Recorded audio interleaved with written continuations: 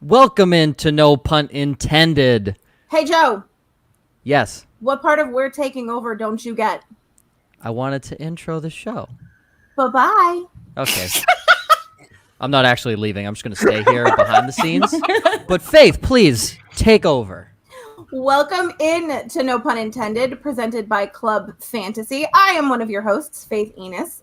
You're used to hearing the smooth, sultry voices of the guys, Josh, Joe, and Ryan. However, they're still here. You just won't hear them as often because my co-host and I, Lauren, are taking over.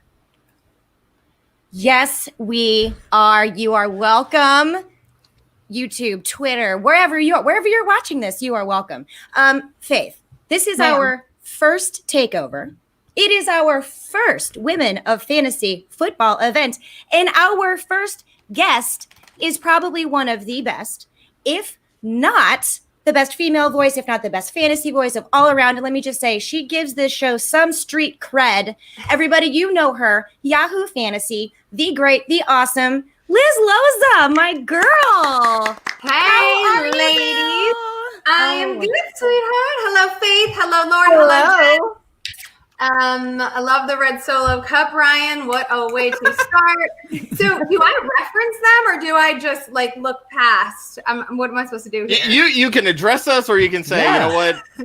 Just be gone. Doesn't matter. He's already breaking the rules by talking. Yeah, I didn't curl this mustache for no reason. Exactly. Oh my gosh, I am loving Faith's backdrop, right? I mean, mine is not that, there's a bottle of bourbon. That's basically my backdrop right there. But Faith is all about laughter, sparkles, and sunshine. Yes. If you could see what's in front of me, you'd understand. Is it your cat that's in front of you? He's on the floor. Ah, okay. Yeah, see, my office is an absolute mess. So you guys get to see what kind of looks sort of like I have stuff on my shelves that also is a hot mess. So this is at least semi-palatable. And also I have my name with the giant shiny thing right there. That says Stepmom Lauren. You know, I'm working on it, all right? Things are perfect. That's because you glow, Lauren. I know, hey. Oh, girl, you know what you need? You need one of those, John Bauer has one, but one of those Instagram letterboards that all the mommy bloggers have, that you can change. Yeah, actually don't do it. They're awful. Oh, okay. Word. You need this, but don't do it. What kind of mom has time to make a damn letterboard every day? I have no idea. Do you have staff? Is your staff? Children. I didn't even have time to blow dry my hair. I love it. So obviously, as you know, Faith, she has put so much work into this, Loza. So thank you so much for joining us. We have a couple of questions for you. Basically, It's like a chit chat. Faith, do you want to kick off our first question for Miss Loza? Sure. So we've all been stuck going nowhere for several months now. How has COVID and the fact that we can't do anything fun without being somewhat uncomfortable affected you? Well, I would say that not all of us have been stuck not having any fun, because if all of us had actually agreed to be stuck and not having any fun, we wouldn't still be stuck not having any damn fun. I live in Florida. I should probably step out of this conversation. Yeah, we're Floridians. We're kind of bad at this. Don't 3 of the people currently on this podcast live in Florida? It's true. Yeah. I was going to take all the blame for y'all, though, so you didn't have to admit it. Okay. Thanks for that, Joe. Appreciate it. Putting us all on blast. That's what I'm here for. So, well, as long as y'all are shaming the others, it's okay. I would say, what is it not? I mean, everything's upside down. I mean, first of all, I think I like to be real all the time. People may not everybody's going to love me, and that's fine, but nobody can ever call me a liar, because I don't know how to do it. Maybe I'd be further along in my career and other things if I was better at it. But the truth is, everything's upside down. My husband had to take a pay cut. My kids are home all the time. I don't know when they're going to see their grandparents again. It's not great. I will say, though, that we are much better off. We still have 2 paychecks. Everybody is healthy. My kids are thriving. Any working mom guilt that I ever had has gone out the damn window, and I can't wait to get on another flight out of here. I used to travel like once a month for work. And the other day I was like purging, cleaning, trying to do something to keep my mind off of everything. And I saw when I order stuff from Sephora, they'll send like the little travel size. I'd hoard those in my little travel bag for work trips. And it was like a whole system of efficiency. And I like looked at them so longingly, like, I can't wait to open you, tiny shampoo, in a Hampton Inn someday after flying coach across the country. Like, hashtag golf girl. Yes. So speaking, go ahead. I'm sorry, Liz. Oh, so no, I was just going to say, so I think the thing that I am trying to take away every day is that that growth is a privilege, and you don't get to grow if you don't get uncomfortable. And this situation has made nearly all of us uncomfortable. And so my hope and what I strive towards is to grow out of it. And the creativity that I have learned in terms of producing now, in terms of writing, in terms of parenting, I think are skills that I would not have acquired otherwise. I love it. I love it. So you talk about being uncomfortable, and just besides COVID, which is awful enough as it is, we're also going through all of this social injustice. People are speaking out. They're making their voices known. How has that been for you too? I mean, with your family, I know you're like super mom, because you and I were on a podcast one time when there was like 30 of us and we were doing some draft, and she's literally in the screen, out of the screen, in the screen. She's like, I picked so-and-so. And she's over here making dinner and then like doing the dishes and like sewing something at the same time. It was absolutely amazing. So as Supermom, how has it been for your kids, talking to them about what's going on in the world, not only with COVID, but with everything else that's going on? I mean, again, they're not easy conversations to have, but what a privileged place to be having this conversation with my children. Like, right. There are so many people, and I am also, my father he has since passed, but my father was Latino. He came to this country with a 7th grade education. I am Latina. I speak Spanish. I speak Spanish to my kids. So I understand that I am white presenting, and I've always tried to balance that. But my kids are also Latino. They're very blonde, and they look like me, frankly. But I've had to tell them about other family members, and we've used what we have. And again, there are so many people so many moms and dads who don't have the opportunity. I mean, like, who don't have what wouldn't Breonna Taylor's mother love to be able to have that conversation with her daughter still? Like, there are so many people who don't get to have conversations with their kids because they can't, or the conversations that they are having with their kids are much more fraught than the ones that I am having with my kids. So I like to be transparent with my kids to an age appropriate level. My kids are 7 and 3. We like to read a lot of books. Like, She Persisted is a favorite, but we also that's great. I love that. We like to incorporate lots of books. I will say Martellus Bennett, I did a show with him for a year, for 6 months, and it was amazing. It changed my life in so many ways. We did mostly football for Yahoo Sports and Complex Sports as a joint venture. And he wrote a book called Dear Black Boy, and his daughter and my son are similarly aged. And they, we would have lots of talks about parenting, and we've read that book, and just being exposed to other people's perspectives has, I hope and pray, like, made my kids more empathetic, kind learners and also thinkers. Yeah. For sure. And that's why you're super mom, because you're one of the greatest people that we know, just, in the industry as a person, but also having those conversations with your children is so needed. And I guess we can say, like you said, it is a privilege that we're able to have these conversations in the environment that we have. So basically, what I get from this is I want to be Liz when I grow up, and I'm sure your children are absolutely gorgeous, just like their mom. So I'm jealous. Just saying. Thank you. I mean, again, I've said this to you, Lauren. I don't know, like a lot of other people, there aren't a lot of moms in our industry. You are a stepmom, obviously. When you talk about women in the industry, like I know one of the women in the industry, like Jen Eakins is a mom, and there's another woman in the industry who is expecting, but I don't know how out she is about that, so I don't want to say anything. But it is a different thing to be a parent, and also like, I wasn't planning on it. Like my son came to me in a time where he was the best surprise of my life, and I was married and all of the things you're supposed to be. So like, when people talk about being a mom in this industry, I often anecdotally say I received the offer from Yahoo Sports on the week of my son's 2nd birthday. So I didn't know how to do this job before having kids. So the transition was not blindsiding. It was like, well, I'm already balancing all the things. So let's balance ADP values and targets per game as well. Love it. Love it. I do want to come in here and say that friend of the show, Tommy Garrett, has already said we all want to be Liz when we grow up. So Tommy, thank are you you. older than me, though? I don't know. Is that fair? Thank you, Tommy. Tommy's not that old, I don't think. No.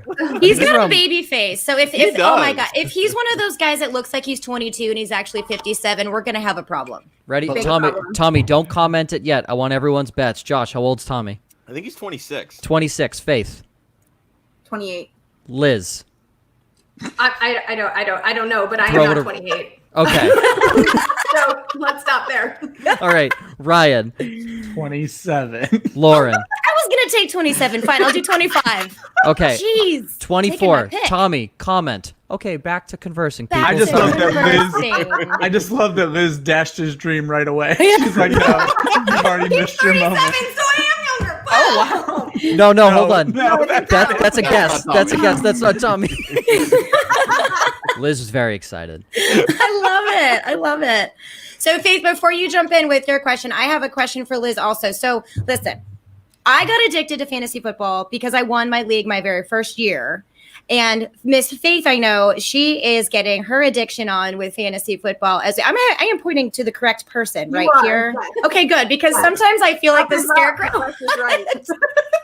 But I literally had to ask him. I'm like, wait a minute, is my shirt correct? I don't know if this is reading right. Representing the hashtag. Love I know it. the Yes, love hashtag it. Women of Fantasy Football. That's a football. Just so I you was know. right. I just want to state that for the record. Yes. I was right. Yeah, Tommy girl. is 28. He has commented. Tommy is 28. So there we go. So I would love to hear, because I want to hear Face on this too, just a little bit more about, being a woman, being addicted to fantasy football, how much we love it, but how it is a, kind of a male dominated sport. But how did you get that addiction to fantasy football? I keep saying the word addiction. Apparently I really like Tito's.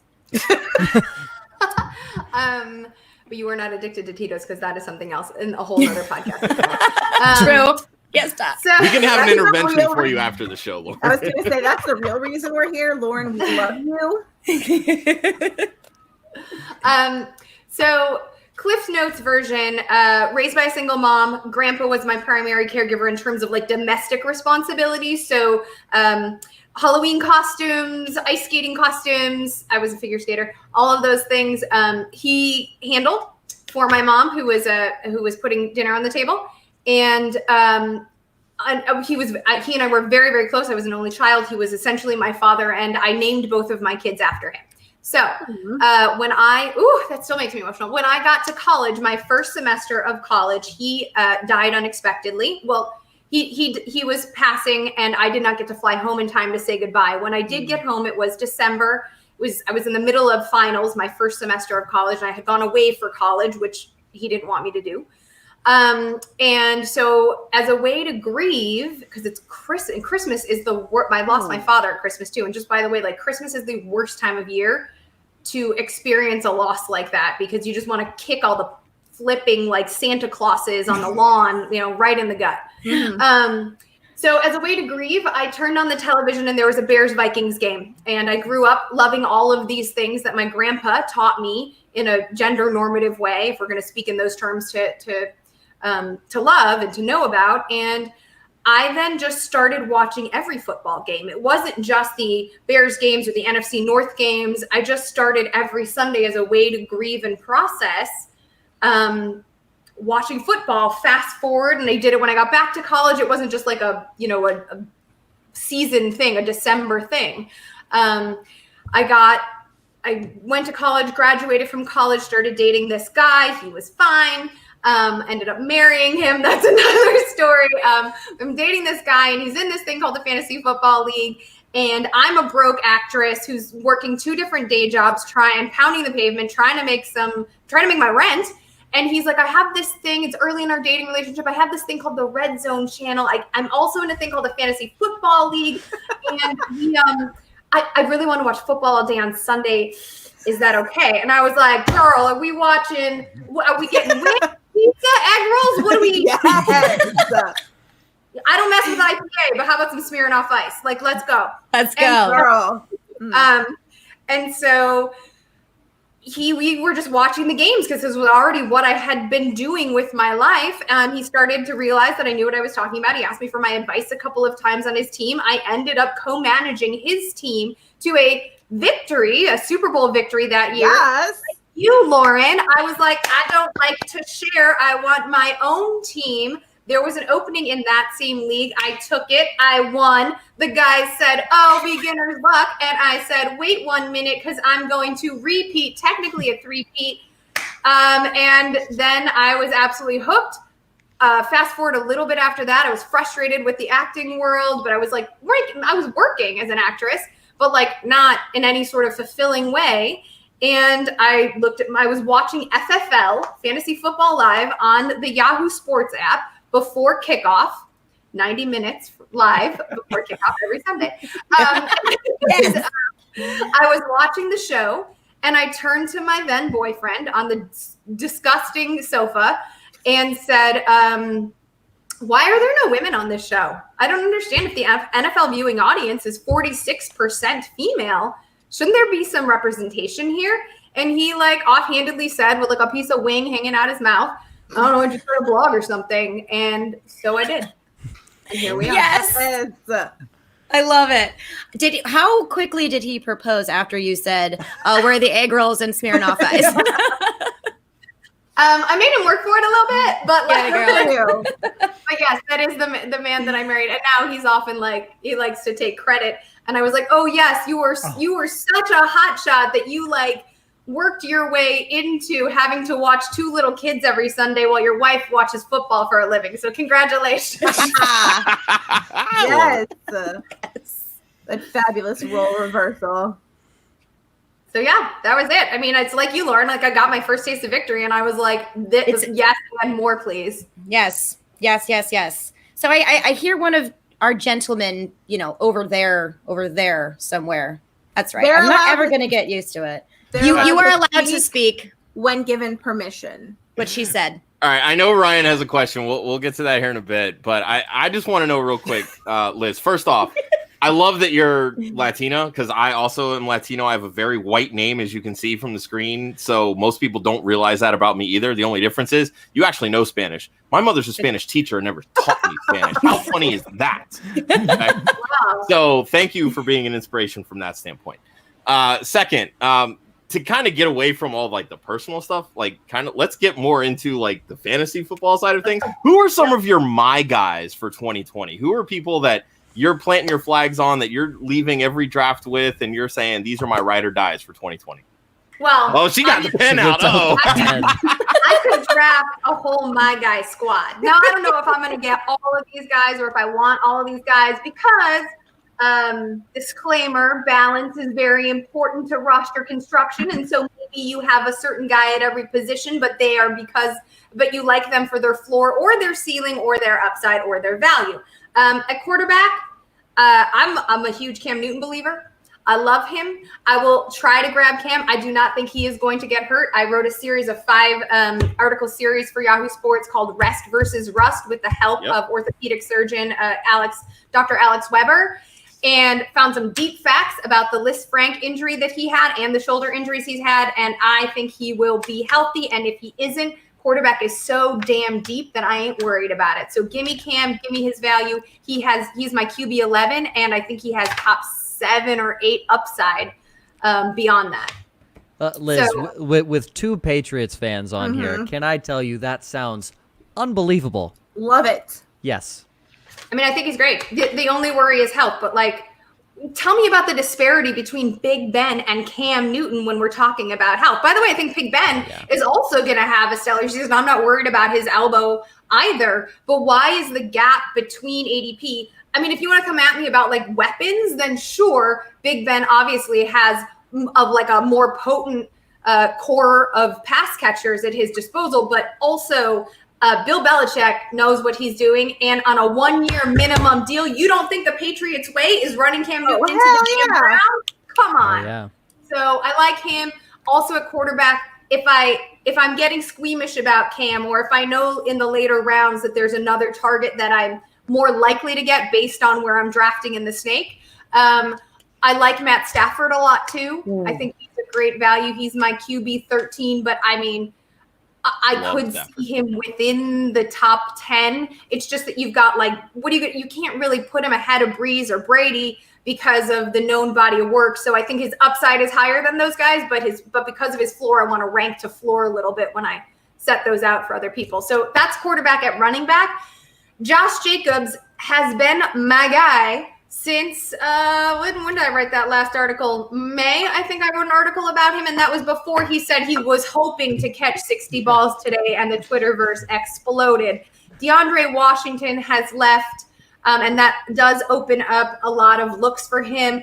They added Lynn Bowden, though, and he's supposed to be kind of a receiving back.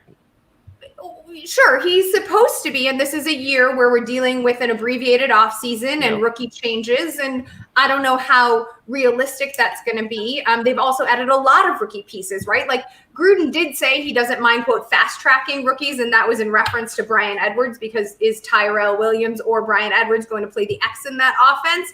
I think it might start one way, depending on where Williams is plantar fasciitis. You know, of course, Williams says it's fine, but we'll see.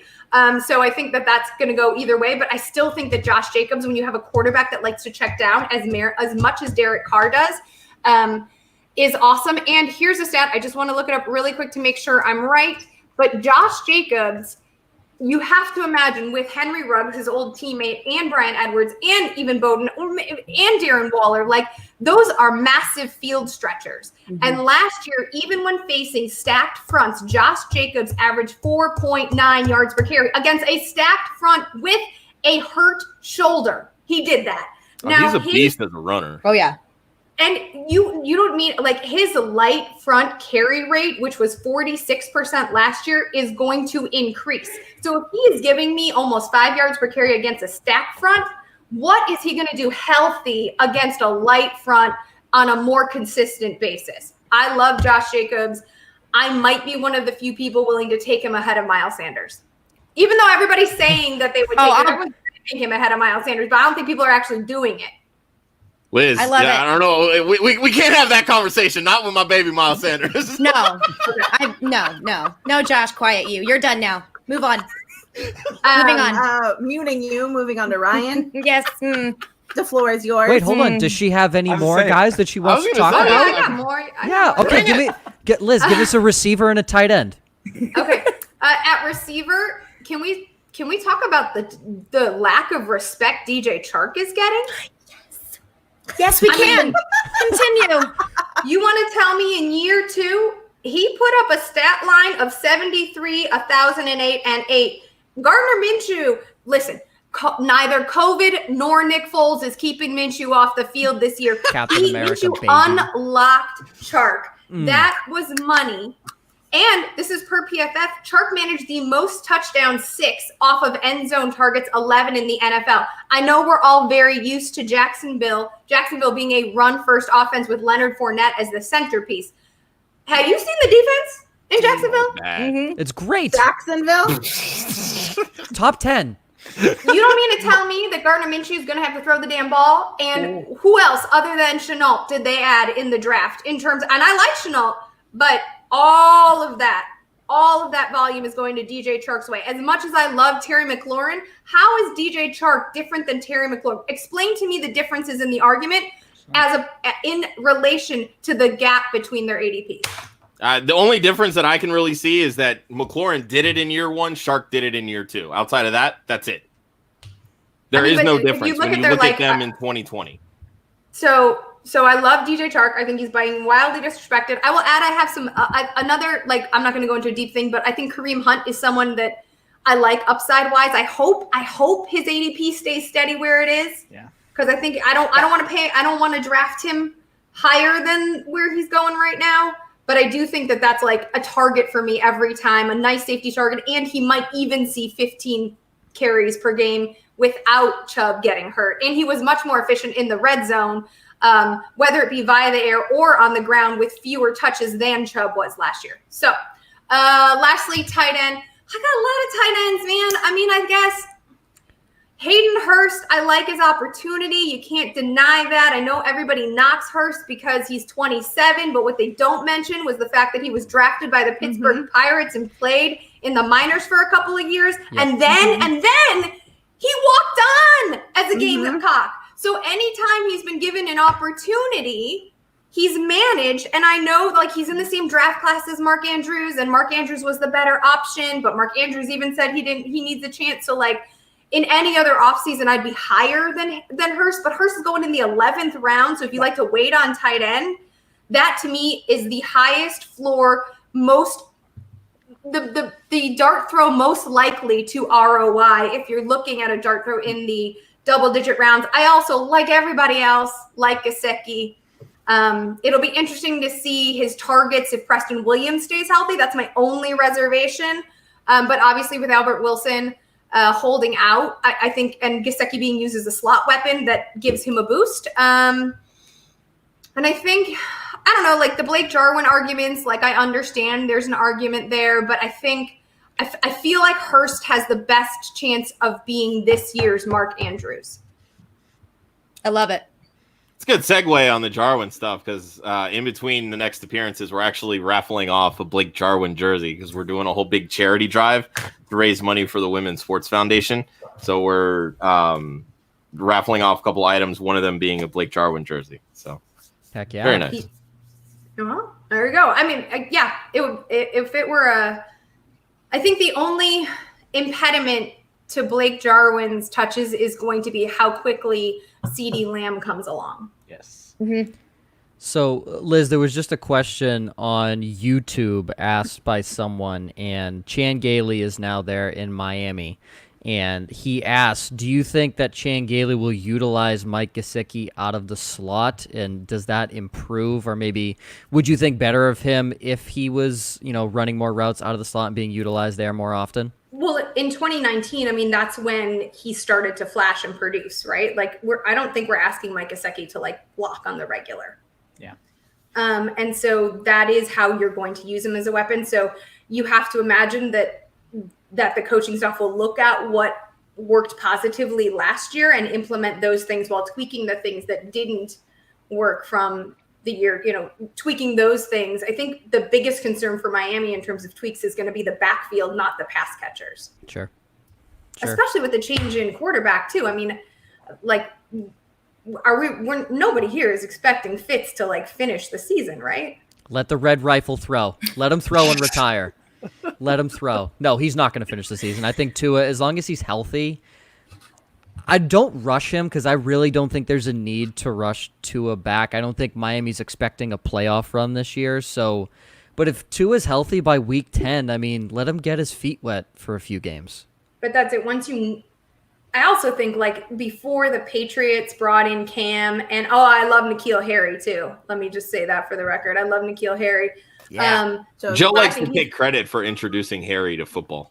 Oh, yeah, this is a fun story. So I had actually played against N'Keal Harry at a flag football national championship in New Orleans during the 2013 Super Bowl.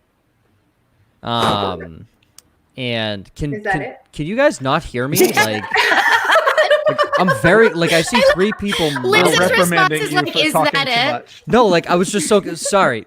It looked like no one could hear me. Okay, so he was down there, and we had talked to him after the game because he was an absolute beast. And we asked him, do you play tackle football? And he said, no, I've never played it. So my entire team said, yeah, you should probably, try your hand at tackle football. So I take full responsibility for N'Keal Harry becoming the next best receiver in the NFL. Oh my God. Oh, right. Yeah, sure. What? Listen, I brought that up simply because I think it's a hilarious story. Shoot or shoot. That's exactly it, Liz. He was there was one play. He went up into quadruple coverage and one hand caught the football. The guy's an absolute beast. And obviously this is going again. So you're saying he's like a big bodied receiver who maybe who's more physical than fast, but excels in contested situations. Yes. I've Yes, never seen Cam make one of those receivers relevant before. Right? Exactly. Really?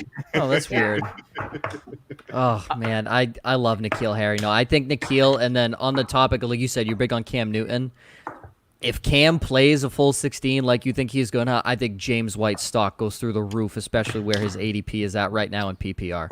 So I'm writing my next series of articles. I did the rest versus rust series, and then as of today, the first article in my next series, which is the all blank team. I started with the all upside team. My next article is the all floor team and James White, where I draft like a quarterback, 2 running backs, a wide receiver, a tight end, and a flex for a team. And James White is my flex on my all floor team for that exact reason. He's a top 23, 22, 20. Like he's on that he can easily move his way into the top 20. I mean, he was RB8 2 years ago. Like he's an absolute stud in PPR leagues. At least in club fantasy scoring, he was an RB8. So, yeah, Ryan, I know you have a question. I'm sorry, I kept carrying on with Liz as my guys. That's all right. Going back to the tight ends, I actually heard you on the Fantasy Whisperers mock draft-a-thon. Whisper Nation, yes. Yes.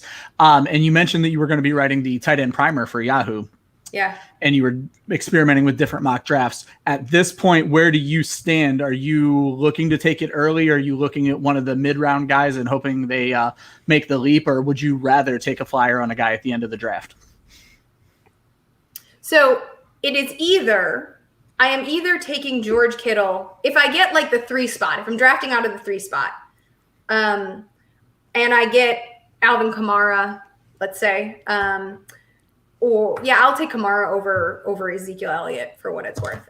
So let's say I get Kamara with the 3rd pick of the draft, and then on the snake back, I might take George Kittle. I do have Kittle ranked ahead of Travis Kelce because I think with Deebo Samuel's missing, with him potentially missing time because of the foot injury, I think Kittle might see even more targets, and he's uncoverable. So you're splitting hairs between Travis Kelce and George Kittle, right? But like I personally feel like maybe Kittle is the answer.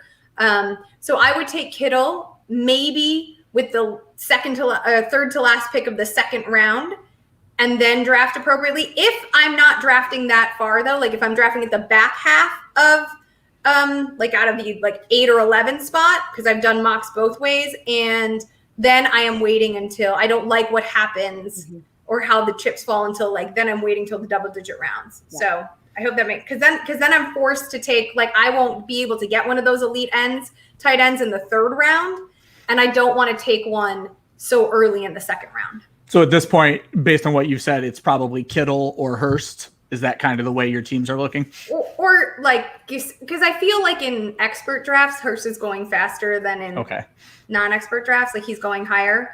So I don't even know if I can get Hurst. It'll probably be Gesicki. I've also been known to take a crazy flyer on Chris Herndon. You know, like I don't mind Chris Herndon. I think that like that's a post hype sleeper that I'm willing to be high on. I wonder if anyone wrote an article about Chris Herndon recently. I don't know. I would say Lauren got really excited when she said Chris Herndon. I don't know if you guys can see this behind me, but I have like a pretend fish tank over here, right there. And I know it's kind of hard to see. I'll send you a pic, Liz, but okay. There's 3 little fishies in there, and one of the fishies' name is Chris Herndon. It is. This was before he was suspended and then later hurt himself and did 7 yards total in 2019. Besides the point, I still really like him, and I have no problem taking a flyer on him this year. I absolutely love it, especially because this offseason is very odd and very abbreviated. His chemistry with Sam Darnold was real, and he needs that chemistry if they're going to do well. So better offensive line for Sam Darnold too, but I love Chris Herndon. I want to see him come out and explode and preferably not get hurt. Yeah, I think if I'm taking so someone here is mentioning Jonnu Smith, who I like a lot too. I'm just worried about the volume, frankly, in Tennessee to see if there's enough and like if and this is another big if Corey Davis, who let's remember was taking reps with Marcus Mariota and didn't have the same rapport as Tannehill because it was AJ Brown was unlocked by Tannehill, and a rookie and a backup were, or 2 players new to the team, right? We're developing more rapport in practices. So if Corey Davis is able to Devontae Parker this season in a way, then I'm worried about the volume for Smith. I love Smith's talent, and I love the fact that he is flash. And in fact, his comp coming out of college was Delaney Walker. He was drafted to be the heir to Walker's, theoretical throne. So it all lines up, but I just don't know if there are enough opportunities, which is why I'm leaning more Gesicki. But if I did have to take Johnny because I got sniped on Gesicki, then I would back him up with Herndon in like the 14th. Yeah. So it's Corey Davis. If I'm taking another one. It's Corey Davis. I wouldn't worry about it. Listen, Okay. I love Sorry. that Liz brought up Corey Davis because, I mean, look, if you're in a deep league, he's literally free. He is legit. He is so free. Like if you're sitting there, you want a 9th receiver to ride your bench the entire season with the potential, Liz, like you said, to have a potential Devontae Parker like 50-year breakout. Put in Corey Davis. I have him as my sleeper in Tennessee. That's also because no one else in Tennessee, to me, is really a sleeper. But Corey Davis clearly has the skill. It's just he hasn't had his time to shine. And I'm not saying Ryan Tannehill by any means gives him his time to shine. But at some point, Tennessee's going to have to throw the football. And it's going to have to fall on the legs of Jonnu Smith, A.J. Brown, and Corey Davis. It's not just going to fall on 2 people because Derrick Henry can't catch the football out of the backfield. He's not going to be utilized. Corey Davis is going to have to be that 3rd option in the offense. Love it. We'll see. I know you don't like Corey Davis, No. Lauren. I know you hate Corey Davis. No. You absolutely hate him. I mean, he's going to outperform his ADP if he finishes as a wide receiver 64. So you got value. That's all I'm hearing is you got value. yeah, you can go value, but you know what? You know what's also free? The headache I'm going to get watching him sit on my bench and burn a hole in my roster spot. Just That's draft fair. him in best ball at this point. He's That's going to true. go off for That's one true. That's 30-point very game true. at That's some it, point. Joshua. Fair. So fair. Liz, Yeah, babe. these two get to talk to each other all the time. I don't know why they're doing it now. What? Yeah, exactly. Why do you I hate have us, a Faith? question. What? Why do you Yeah. hate us, Faith? I don't hate you. Oh, okay. That's I good. tolerate you. That's good. Thank you. I have a question that these 3 gentlemen, we'll call them, don't really understand. Being women in a male-dominated world, a lot of times there are some guys who don't quite know how to behave like decent human beings. So my question for you is, what's your one solid piece of advice for women in fantasy football or in sports industry, like how to deal with haters? Well, as we've learned recently, the haters vary. There are varying degrees of hating, and so I don't think it is responsible of me to say that there is one perfect piece of advice that would solve this issue. I think it is multifaceted, and I think not putting up with it for a long time, and I will include myself in this, there was just sort of a belief that like, this is what you got to do. Like, you just kind of like, this is the expectation, and you were the one who chose to be in this in this field, and so you're just going to deal with what is happening within it. And until there were more women in this space who said, no, actually, I don't think so. It didn't feel as safe to be the only. I've seen careers fall apart, maybe not in fantasy football, but in other realms of women who said no thank you, and then it didn't work out well for them. They were shut up, you know? And so I don't think I can say like, well, if you just do this or that, I don't really know what the answer is. I'm still navigating it myself. I think being vocal and having the courage to say, here's what happened, and I don't think it's appropriate, and hoping that the other people within the industry agree that it is also not appropriate is the best course of action. But there is no guarantee that it will work. Right. So, yeah, I mean, I would love to say that there's like a perfect answer, you know, and all of it. Like Brandon, Mary, and Lee and I would talk all the time about the fact that like we'd get these like, can you do a rapid reaction piece to this thing of news? And it's like, well, I don't like. I remember very distinctly like I was on the 405, which is a freeway. My son was in the back. He was an infant, and I was asked to be on a podcast. We rocked right away, and it was for a bigger network, like for a bigger audience. And I was like, well, this would be really good for my career. And I pulled over to the side of the 405 and was nursing my son as I was answering questions about Phillip Rivers. And I just thought, like, I don't know anybody who has to do this. Like, and I don't want to also say that this is what I'm doing, because does that make me look compromised? Does it make me look like somehow my answers about Phillip Rivers are not as well thought out because I am doing this other thing? And also, if there's a video, now it's all video. Like, right. I came on here with wet hair. It's now dry and we good. But like, if one of my male colleagues has, if we're all getting the offer at the same time to rapidly react to breaking news, and I've just finished working out and I don't have my hair and makeup on, or if I'm homeschooling because I have to, my boys can just put a hat on backwards and go rapidly react. Am I allowed to come on? I don't know. Like, maybe I should be better about being like, this is what I look like with dirty hair and zero makeup, and I'm going to do the job the same. I mean, there's just like there's a lot of different things, but then, I don't know what the answer is. So, and I think we're all just sort of figuring it out together and having more conversations like this. So it will occur to people who never even thought, not because they're not good people, but because it just wasn't their life. It just wasn't their daily. My husband has been like, oh God, like, it never occurred to me that my female colleagues would have to deal with this, or this, until I saw you dealing with that, and that. Mm-hmm. So I think the best thing to do is just to be like honest and authentic and hope that it resonates with people, and know that you're not going to be 100% pleasing to everybody all of the time. True. Fact. Love it.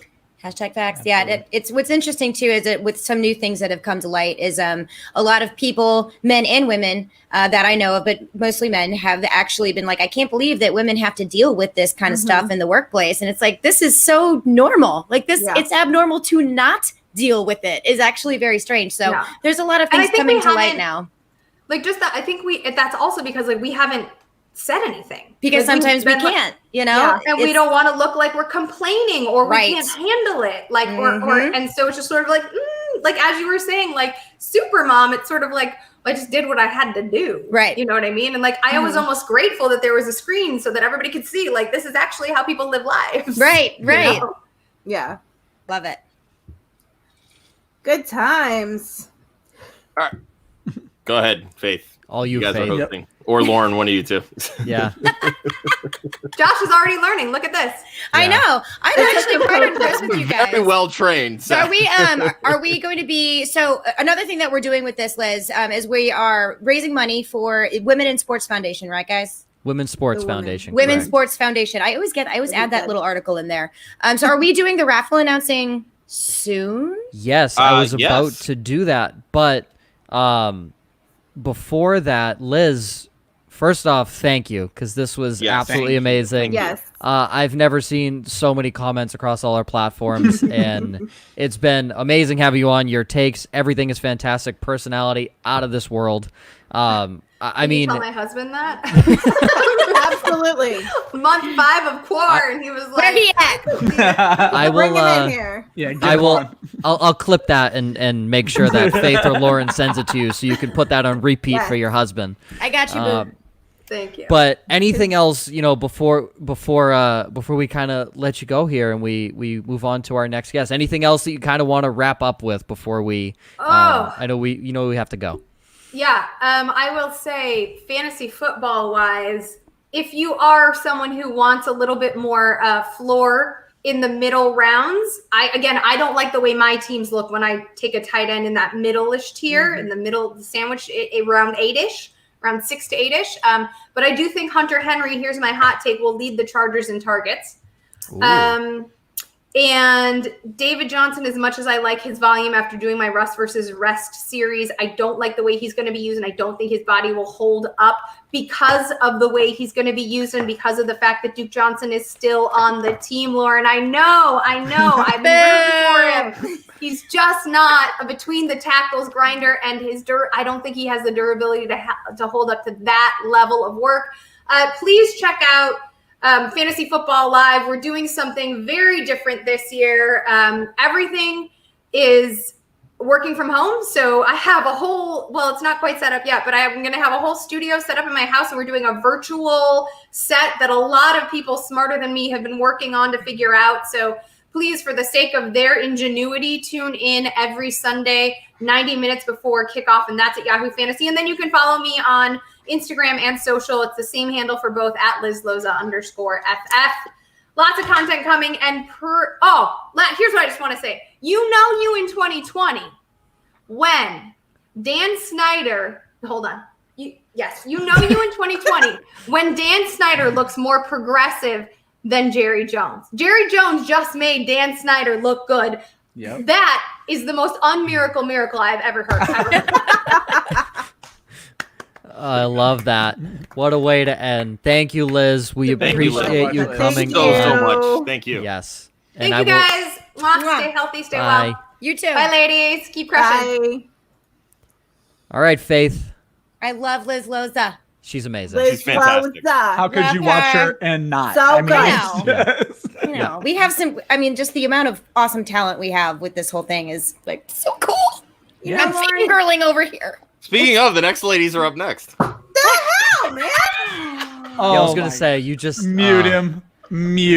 Yep, I'm done. Bye. I do not Adios. want to be 5 you minutes. right now. Josh, I do not want to be you right now. Get Bye. him. I had to 5 see minute Faith penalty. on Friday. I feel like she's going to slap me. Where is my popcorn? Faith, my finger's on the trigger. I'm ready when you are. Speaking of fabulous women joining us, our next guest isn't actually one person, but two. It's Kate and Michelle. Hi. Hi, ladies.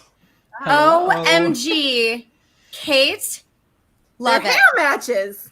I absolutely adore. In a long time. Highlights. I treated myself. I got a keratin treatment because I got Hey. the frizzies. Very excited. We both decided to treat ourselves because My hair's short now. quarantine. Yeah, it looks Go, good. Thank you. I cut off like 5 inches. Yeah, girl, you I think I cut cut quite a off bit off. Yeah. Needed to have- super sassy. I am loving this. How are you guys? That was awesome, Liz Loza. Oh my God, she's so incredible. I need to be her. I need to embody her spirit. We at all want to be times. Liz when we grow up. Yes. Except Tommy. He Friends, spot on. So spot on. Liz was awesome. And before we get into everything here with the BallBlast girls, like we've been talking about, raffle items, we have them. The first week that we did, our first winner here for the signed Blake Jarwin jersey is, and give me 1 second here as I pull up the little buzzer. Yeah, who's giving me the drum roll here? I think that's Lauren. I was like, what is that beating in my ear? That sounds so strange. It's your heartbeat, Joe. It is. It is Linda Godfrey for winning the signed Blake Jarwin jersey. So congrats, Linda. I know Linda's on Twitter all the time. She's an awesome follow. So Linda, just DM us on at Club Fantasy FFL. We'll be sure to get all the details and stuff. But also a big shout out to her. Yes. She put in a $150 donation for the Women's Sports Foundation. She is awesome. And with the first raffle prize being announced, we are now going to announce our next auction items, raffle items, So what we have upcoming this week, so starting right now up until 5 p.m. Eastern, August 19th, these raffles are going to go through. We have a 6-month RotoViz subscription, a signed Cam Akers football, and my personal favorite of the entire group, a signed Frank Gore Miami Hurricanes jersey. So all of those are open right now. Again, all donations, no matter if you win or lose, go directly to the Women's Sports Foundation. They work to get women into sports at a young age and start building those roots from the ground up as early as possible. Faith, back to you. Okay, before Lauren gets the conversations rolling, I just want to say Linda is actually in our chat and she's watching with her daughter Piper, Hi, who Piper. is 6. Hi, so Piper. I just want to say hi to Piper. Hi, Piper. You're gonna kick Congratulations ass to at this Piper. fantasy football Just thing lost too. Right? Piper's the best. Yeah. I love it. I'm so glad Linda got that. That is absolutely fantastic. Yeah. So for anyone who is not familiar with Kate and Michelle, first of all, what are you doing? Where have you been? Who are you? Yes. Emerge from under your rock. Go find them. Ladies, where can they find you on social media? I'm Kate. You can find me on Twitter at FFBallBlast. And I'm at BallBlastEm, BallBlastEM, and my name's Michelle. Oh, and you can find all of our work at BallBlastFootball.com. We have some awesome writers over there killing it, posting articles every day. We post some content as well. We have 3 awesome co-owners of the BallBlast brand with us. And you can find their work over there as well. John, Okada, and Betts. They're killing it. Yeah, we got the beard actually in the chat right now. Nice. So, That spicy beard. Oh, hi, Yes. Johnny. Yeah, the beard is in the chat here on Isn't Periscope. it Jen? It's Jen or Johnny, whatever I'm feeling that day. I love it. I absolutely love it.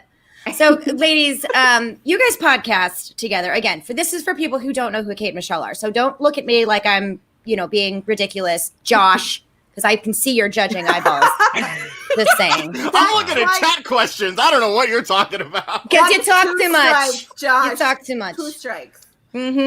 Anyway, so just share maybe a little bit. What is it like co-hosting a podcast and doing all of this amazing work you guys are doing in fantasy football with your spouse? Like, I don't know if I could do that with my husband. I'm just saying, no, I'd be like, or I don't know, maybe it's like a really cool environment. But what is it like for you guys, building this, brand and just crushing it like you're doing with your spouse? I will say, I actually don't understand how anyone could do it without their spouse. Because That's great. If Kate was doing this all of the time, I'm way too needy for that. I would be like, please hang out with me. Like, I what would are you kill doing? her. Yeah, I she would would kill me kill too. her. So it only works out in this relationship because we do it together and it's something we both love equally. I will say, when we're podcasting, sometimes we're like, what is your problem? We're like, why are you happy today? So it's definitely a totally different environment than when you're podcasting with one of your friends or, someone else. But that's all in the back end. We'll pause it and get mad at each other. So we still have those goofy little fights that are so pointless throughout podcasting. But it's a blast. I mean, we can talk about fantasy. It's a ball blast. We can talk about fantasy all day long. I love it. I will say it's super interesting because we watch all of our film together. We do all of this stuff together. We're always working on articles at the same time. We're always working on the site. We're doing all of this stuff together. And now I am working from home 4 days a week. So we're spending a lot of time together. A lot of time together. And I absolutely love Michelle, but I will say it's hard to differentiate our takes sometimes. It's we sort of, because we're having these simultaneous discussions, our marriage conversations are a lot about fantasy football. We're talking about, so when we're dialoguing back and forth, it's not just on the podcast. It's we're doing the dishes and we're doing laundry and we're talking about, so it's I feel like we always talk each other into stuff. Yeah. It's so weird. And when she doesn't agree with me on something, I'm like, what the hell? Why don't you love me? My goodness. It's personal. Right. It's so personal. Yeah. I love it. So, And go ahead, babe. It's funny. I just have a brief comment. If you guys talking about your takes kind of starting to sound similar, I was on Twitter last night and you guys were watching Hard Knocks, and I feel like you copied each other's tweet verbatim. What? We did? It was back to back. Okay, now you're gonna make me go find it. I need to know now. I had to laugh. It was because we normally know what we're tweeting, right? We were laying right next to each other while we're watching. I was a few White Claws deep. Yeah. While we were, Hence the live stream of my entire brain. Every single thought just came out via Twitter, which I feel like is the best. But while we were watching it, she shows me her phone. She's like, should I tweet this? And I'm like, should I tweet this? That's something we do. It's funny enough. It was the tweets about Tyrod Taylor. Oh, really? Wait, I don't what think did we you did tweet that. about Tyler Taylor? What did I tweet about Tyler? I said that. I just said something about how he looks Sounds like remarkably close to him. my tweets. Yeah. What'd I say? I don't remember. Yeah, Tyrod Taylor. He looked rough. He does. He looks rough. Yeah, he looked rough. I've always thought Tyrod Taylor was such a cutie, but I was like, oh. He just looks like the rest of us in 2020. That's all. Yeah, he looks like 2020. He hasn't made it to a barber yet. That's all. Quarantine got him. Like he hasn't made it to a barber like us. Yeah, ladies. It's also post Cleveland, so that's just what Cleveland does too. Hey, we do love Cleveland. Captain Huggyface wants us to tell us the Ross Tucker story. So if anybody doesn't know, our podcast is on the Ross Tucker Podcast Network. He's awesome.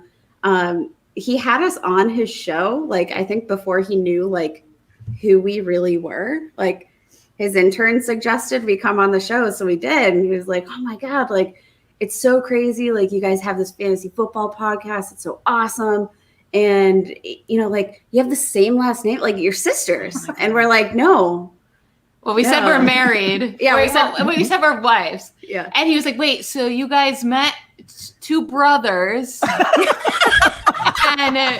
and you guys married these brothers and you both really like fantasy football? Like, do your husbands like football? Oh and their brothers? We're like, no, we're married to each other. And then it finally clicked and it was hilarious. But awesome. It's been a long lasting funny story. But to be fair, I said the same thing because I didn't know you guys very well either. And we had literally just chatted about something. And I thought you guys were sisters too, because your pictures, all I saw were your profile pictures like back in the beginning. And you guys have like a kind of similar, features where I was like, oh yeah, they're like cousins or maybe sisters or something, like whatever. One of my best friends lives with her sister. And that was the first thing I thought of. And they're like, no, Lauren, we're married. I'm like, oh, I'm totally going to go Facebook stalk all of your wedding photos. And I did. And I was like, oh my God, this one's my favorite. They're beautiful wedding photos. P.S. And I'm literally messaging them like, nope, this one's now my favorite. Oh my God, you guys look so great. It was just hilarious because I didn't either. I was like, oh, yes, this is the greatest thing ever. I love it. Nobody had any idea. I think we had like a coming out photo. Yeah, like, I think the assumption would be sisters, right? Like, I'm okay with that. But it was just really funny with Ross when we told them we captured it on the podcast. We said that. Yeah, it was on the podcast live. That was the best part. But when we said we're married, we're wives, and he went to that we're married to brothers. That is so funny. That was funny, but no, it was great. It was hilarious. And then it ended up a good sport. We ended up on his podcast network, and I think a lot of that was just because we broke the ice so quickly there. I think it was meant to be. And congratulations on that too, ladies. That's wonderful. Yes. Thanks. Thank you. It's been great. Yeah. It was great. Are one of the boys allowed to speak? Have we decided if that's something we can do, Faith? I've been killing. I thought I was still muted. I feel like my question kind of leads into what we were just asking. So Ryan, have at it. Go for you it. have all these, you have all these discussions all the time. What's football Sunday like at the Majuk house? Ooh. We both just did the same thing. We have rough. multiple TVs set up because we need to have the Steelers game on, right? And that's on the That live. gets its own TV. That gets its own TV. And then we have the red zone or whatever game. We have the red zone plus the 3 games that we choose from the ticket, and we go on between those. And half the time it's us fighting about which game we want on the TVs because we want to see our fantasy players. And then if we're facing each other in a fantasy matchup, oh, please. Like, oh, my goodness. It's another end.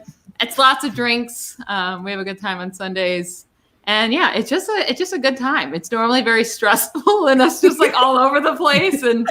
But I love football Sundays. It's Honestly, I would say like if you didn't want to be a fly on the wall like during the football hours, if you could be a fly on the wall from like 12 p.m. to 1 p.m. like before kickoff to watch the craziness of us getting ready, like because we were doing the live stream with Matthew Betts, like we were doing that, and then all of a sudden answering questions and getting our lineups in, and oh my God, yeah. So it's a frenzy, and then we're like bringing the TV down from the attic, and we're like, "Where's the Apple TV?" So we have to find the Apple TV. I don't have the remote. Like it's literally complete chaos. Did you turn British for that?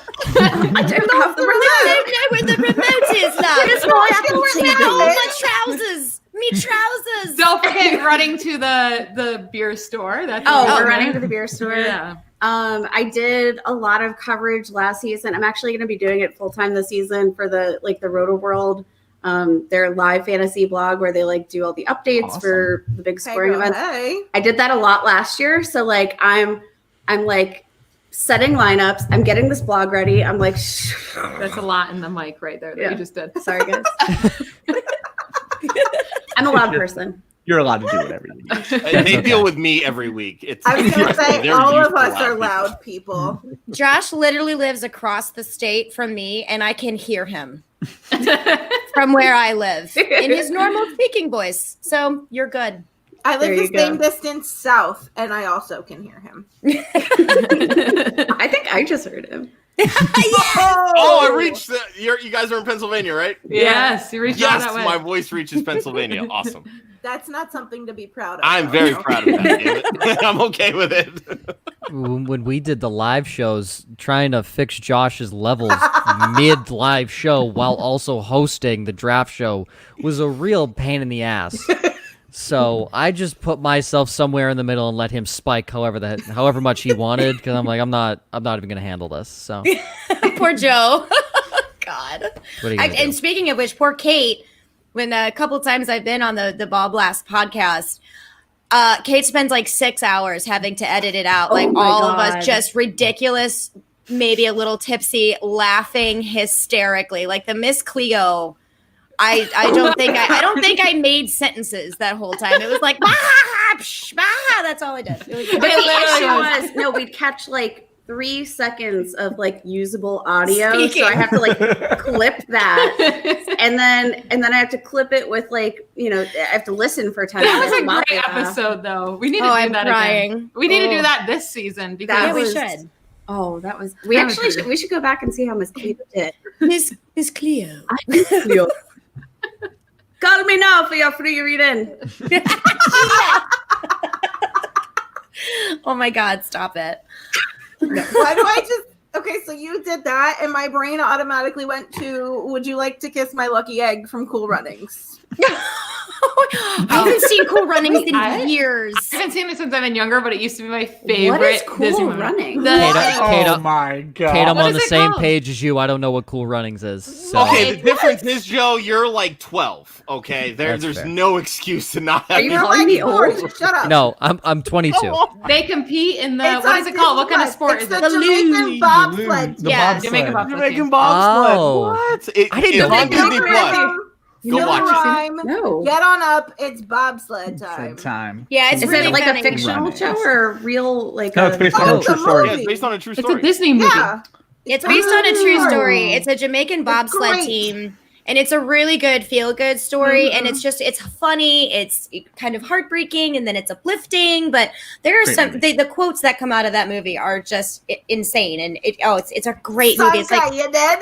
I will say the only reason I think I was really into it because my older sister was into it. So it may I don't know how old you are, Faith. You may be younger than us. I don't know, but I think I only really loved it because my sister loved it so much, and she's 9 years older than me, and How old so are we're you? the same age.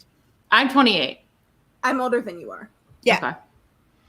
I like And I'm an Brink. only child, so Brink. Yeah, She's an the only main- child too. 33, so Yeah, I'm Okay, a you're not child really. in this situation. So yeah, just don't repeat your age again. I don't want to feel like I have to go back to the 90s and start Well, Lauren, listening I- to music and getting Wait. scrunchies and sun You in. wish you could How go back old to the was- 90s how old and is start he? listening sun to that music. in. Yes. I just turned 22 yesterday. Happy So- birthday! Happy Thank you. birthday, but it makes me Happy sad. birthday, you baby boy. Thank you. my God. 22 you. is a good age. I like 22. Taylor 20 Swift. 22. I don't know Yeah, about the you. only difference from 21 to 22 is I can play Taylor Swift's 22 without feeling like I'm cheating or anything like You that. listened to it on repeat yesterday, right? Speaking of birthdays, Josh has one Friday.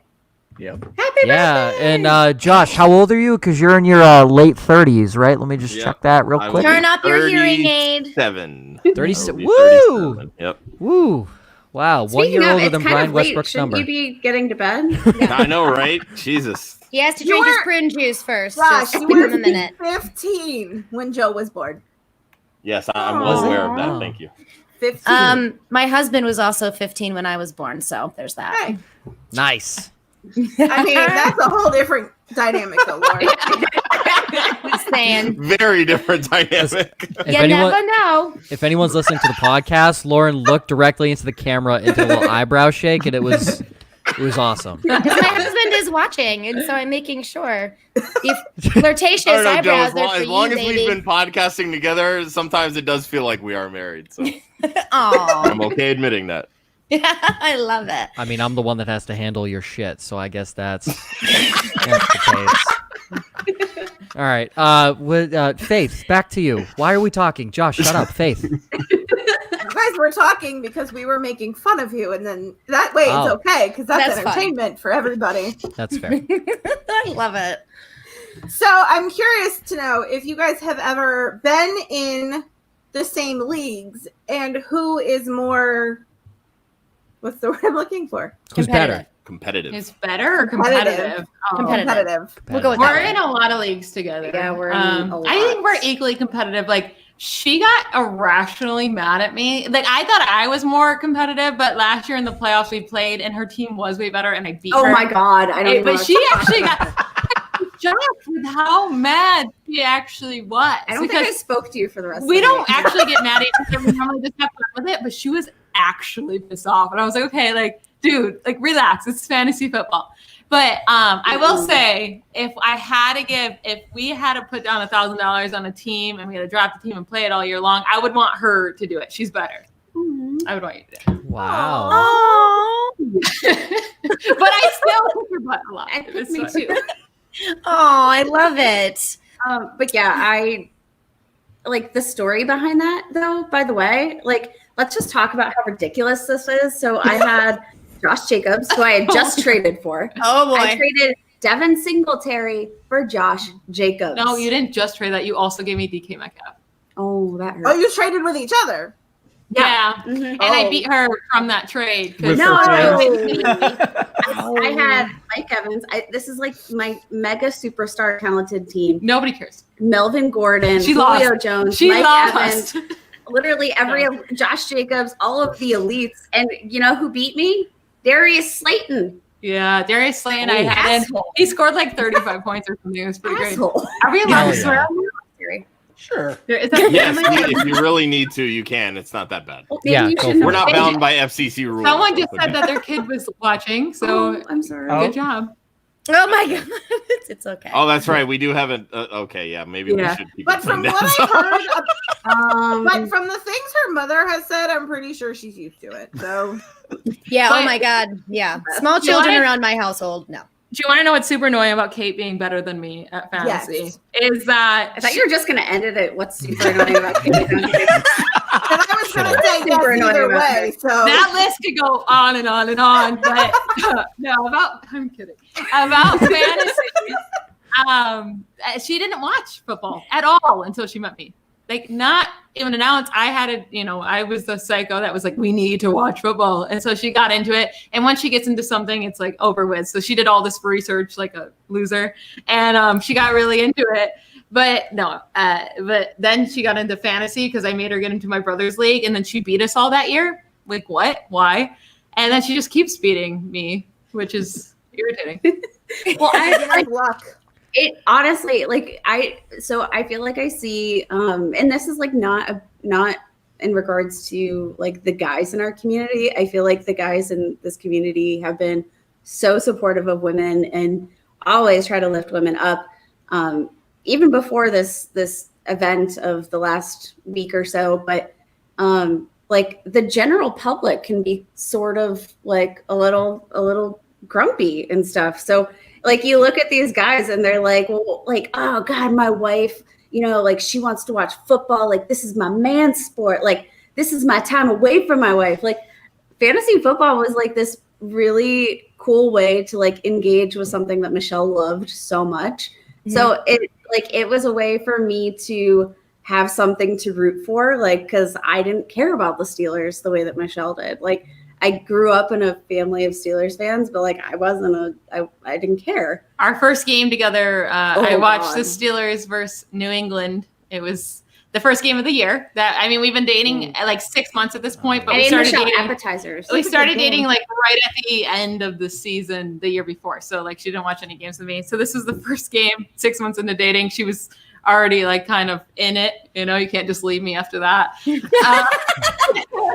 So we watched the game together and the Steelers lost by like 30 points in this game. Oh, yeah. And it was a Thursday night game. I was so excited. It was a season opener. Yeah, it was a season opener and the Steelers just laid an egg and she saw a totally different side of me. And she's like, I know you said you liked football, but I didn't know it was like this.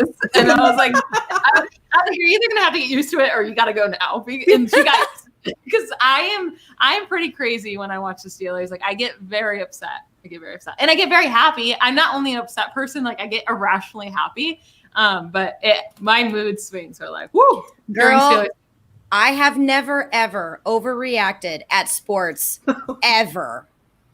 So my team left me. They divorced me and moved away. Fine, whatever. I'm not bitter or anything. But my thing is hockey, and I do the same thing.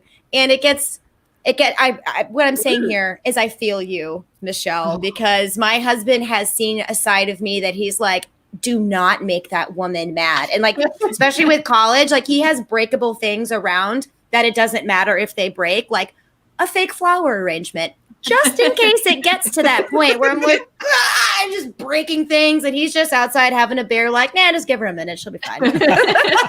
It's actually gotten to the point where, like, if there's like a really bad game, I'm like, I can't talk. Like, as soon as the game's over, I'm fine. Like, as soon as it hits the end and they lost, I'm over it. By that time, I need a break. Yeah, but then she's mad at me. I'm like, now I'm over it. It's just during the game, I get so, especially when they're supposed to win and they just like, when we're the better team and they just suck, I get so mad at that. I'm like, what are you doing? Like, this isn't okay. Mm-hmm. It's not fair. Mm-hmm. I feel you. And Josh, did you have some questionable running back or something?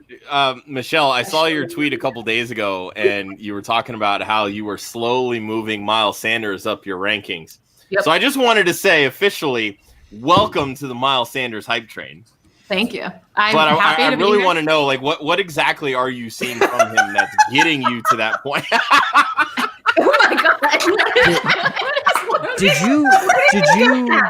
you print that out specifically for the show? I hope so. That's dedication. What do you mean for Miles Sanders?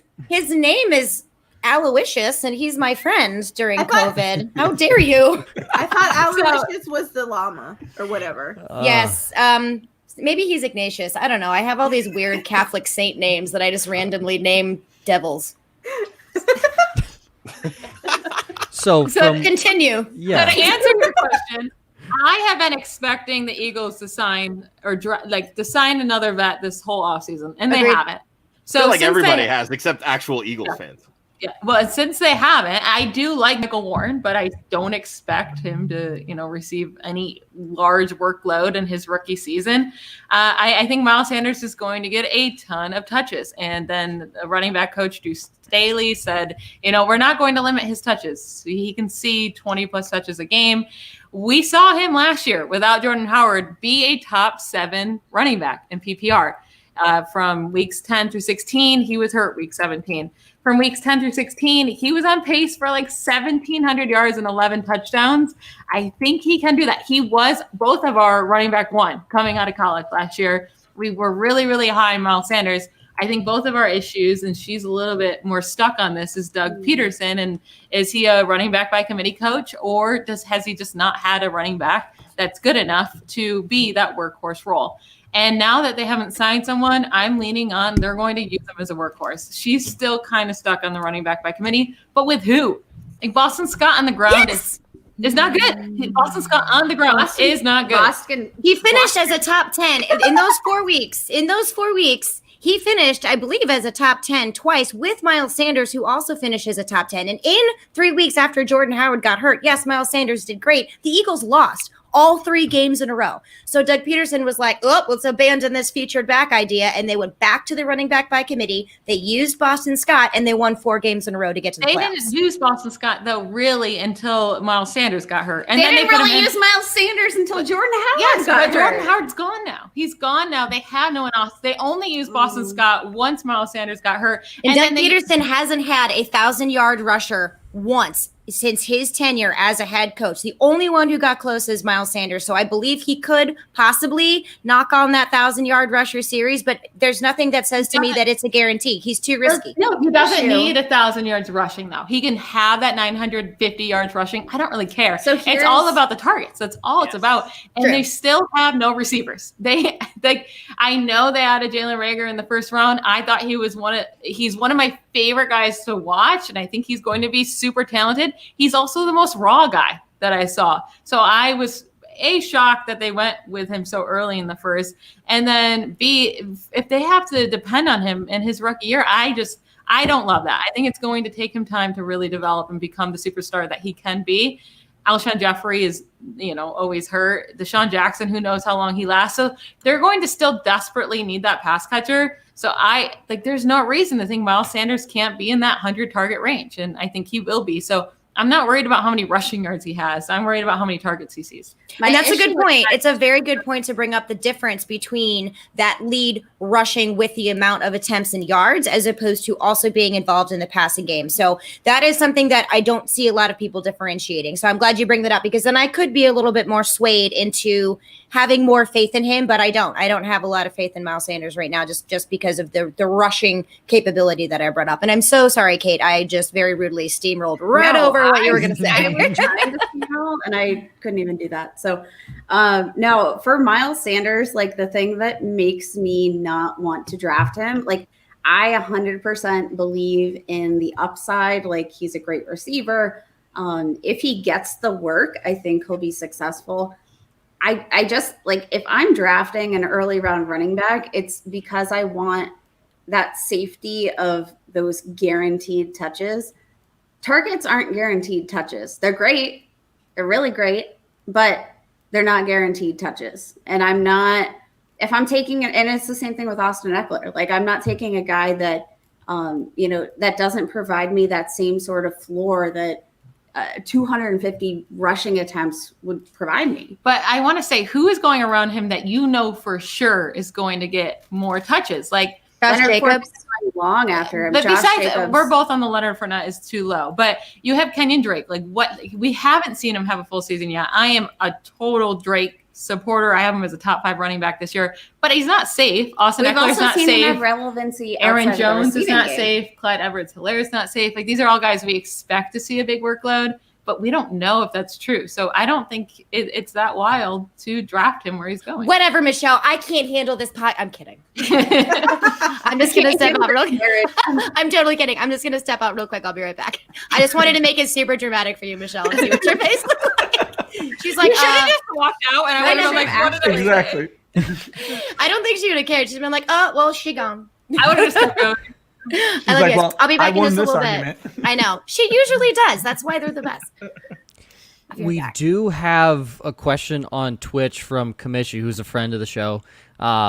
He says this is a great concept, and he's a question for the ladies, Kate and Michelle here. So since Gronk arrived in Tampa Bay, many people have Evans as a wide receiver 10 to 15 within that range, and Godwin as 5 to 10. What is more likely to happen? Godwin to not meet expectations, or Mike Evans to exceed expectations? Want me to take this? Sure. I think more likely to happen is Evans to exceed expectations. And, I also have it the same way. I have Evans as a top 15 wide receiver, but in that 10 to 15, and Evans in the 5 to 10 range, or Godwin in the 5 to 10 range.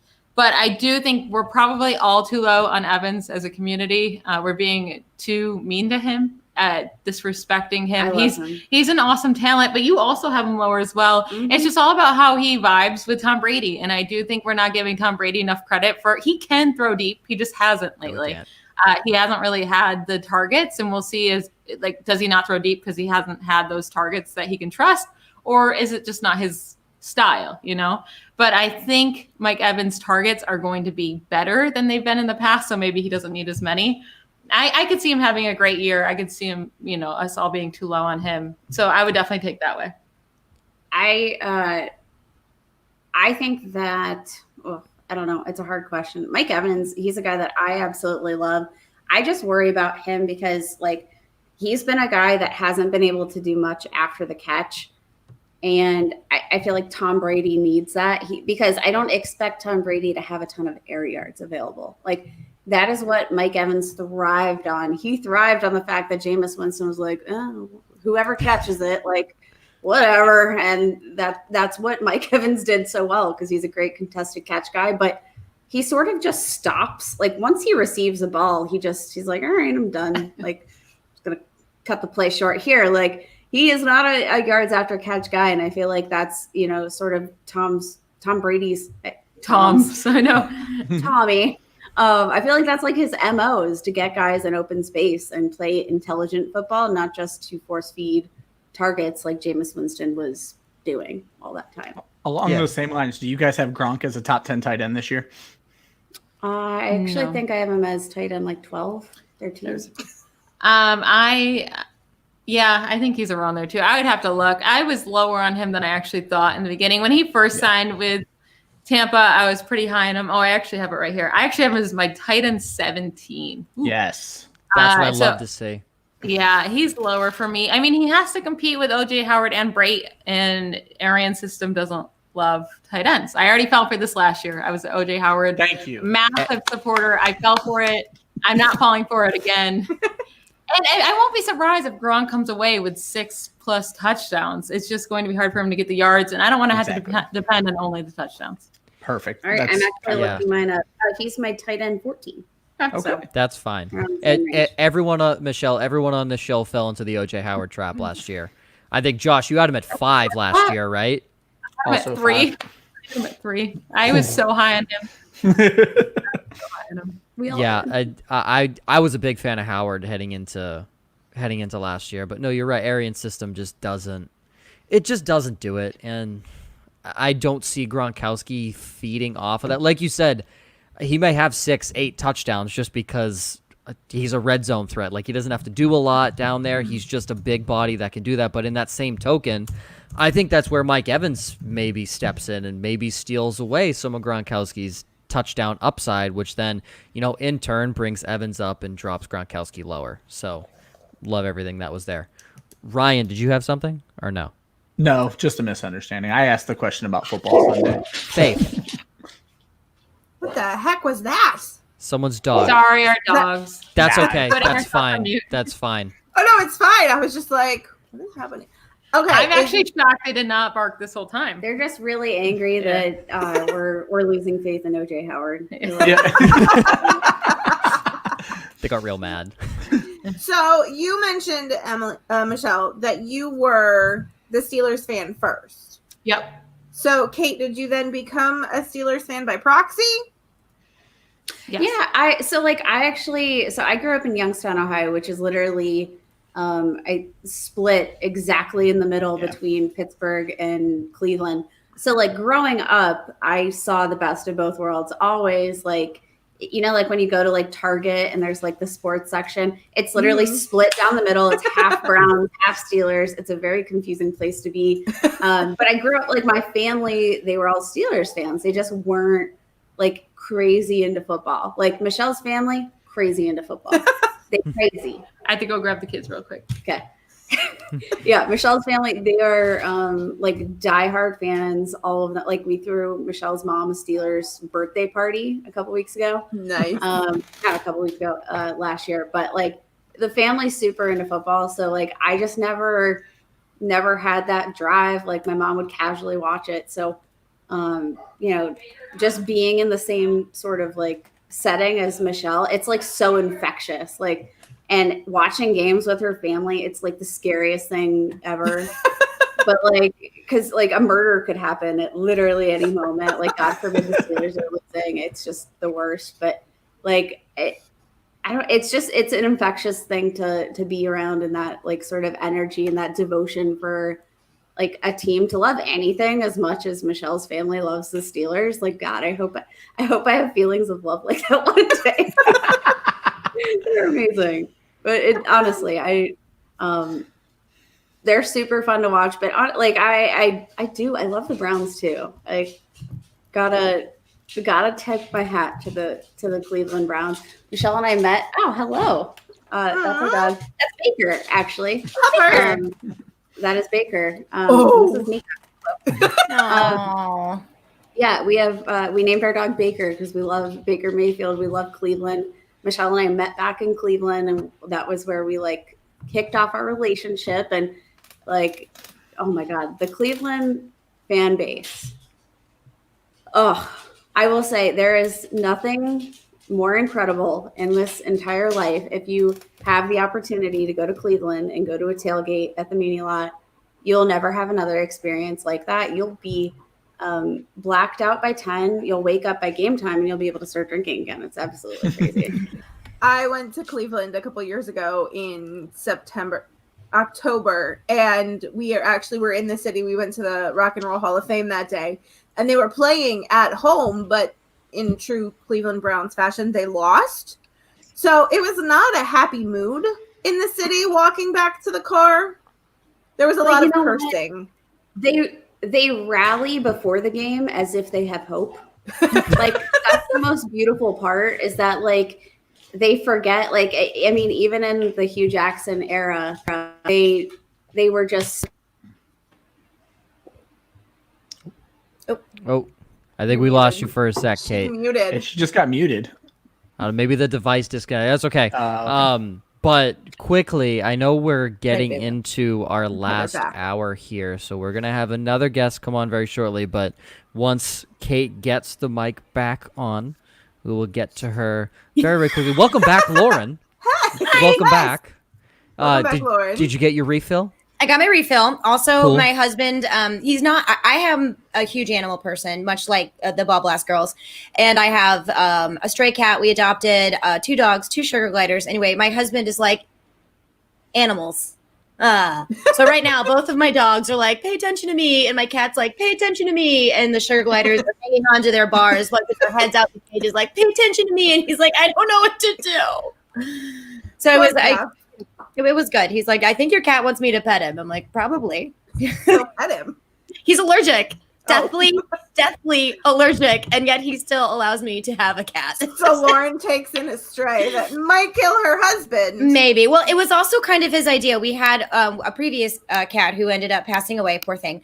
But we ended up with a really bad like rat and mouse issue in our backyard because it's interesting back there. Mm-hmm. And oh, hi, they're back. Yeah. So he's like, you need another cat. We had to You need a take mouth out our mic. It keeps going in and out, but okay. Podcasting. And then I you kind have of a got that demon because I thought we were like supposed to be on the next pod, but she just said it got pushed back. We are on a lot of guest spots lately, apparently. Busy times. That's what happens That when time of you're year. a big star. Well, Josh, I think there's one thing you had in here for Kate on Derrick Henry, the lovely big fat man from Tennessee. Yeah, well, and I kind of wanted to ask this mostly because I know you've never been a Derrick Henry fan up until this year, and then Kate, you were all over the Derrick Henry train last year. Do you have faith that he can do this again? I mean, 16 touchdowns in back-to-back years, that's a lot to ask, and because he doesn't catch passes, that he needs those touchdowns to be, really that steady RB1 in PPR leagues. I do think that what? Our dog is breathing so loud. If you can hear that's not us. That's our dog. I'm just really excited about Derrick Henry, guys.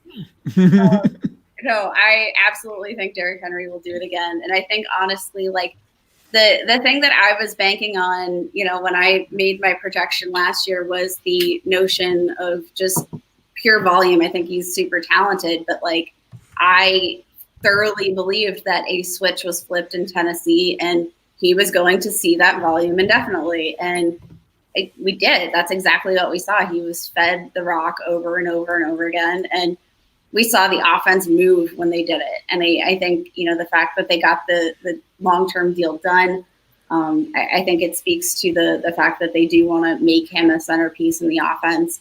I think him and Ryan Tannehill and that sort of dynamic they created with A.J. Brown and Jonnu Smith, it was all based off of this efficiency in the run game. So I think that they've found this really nice balance between efficiency in the run game and which has created efficiency in the passing game. And I think those two things just complement each other so well. Derrick Henry, he's so good. Michelle got me a Derrick Henry jersey like a couple of months ago as a surprise.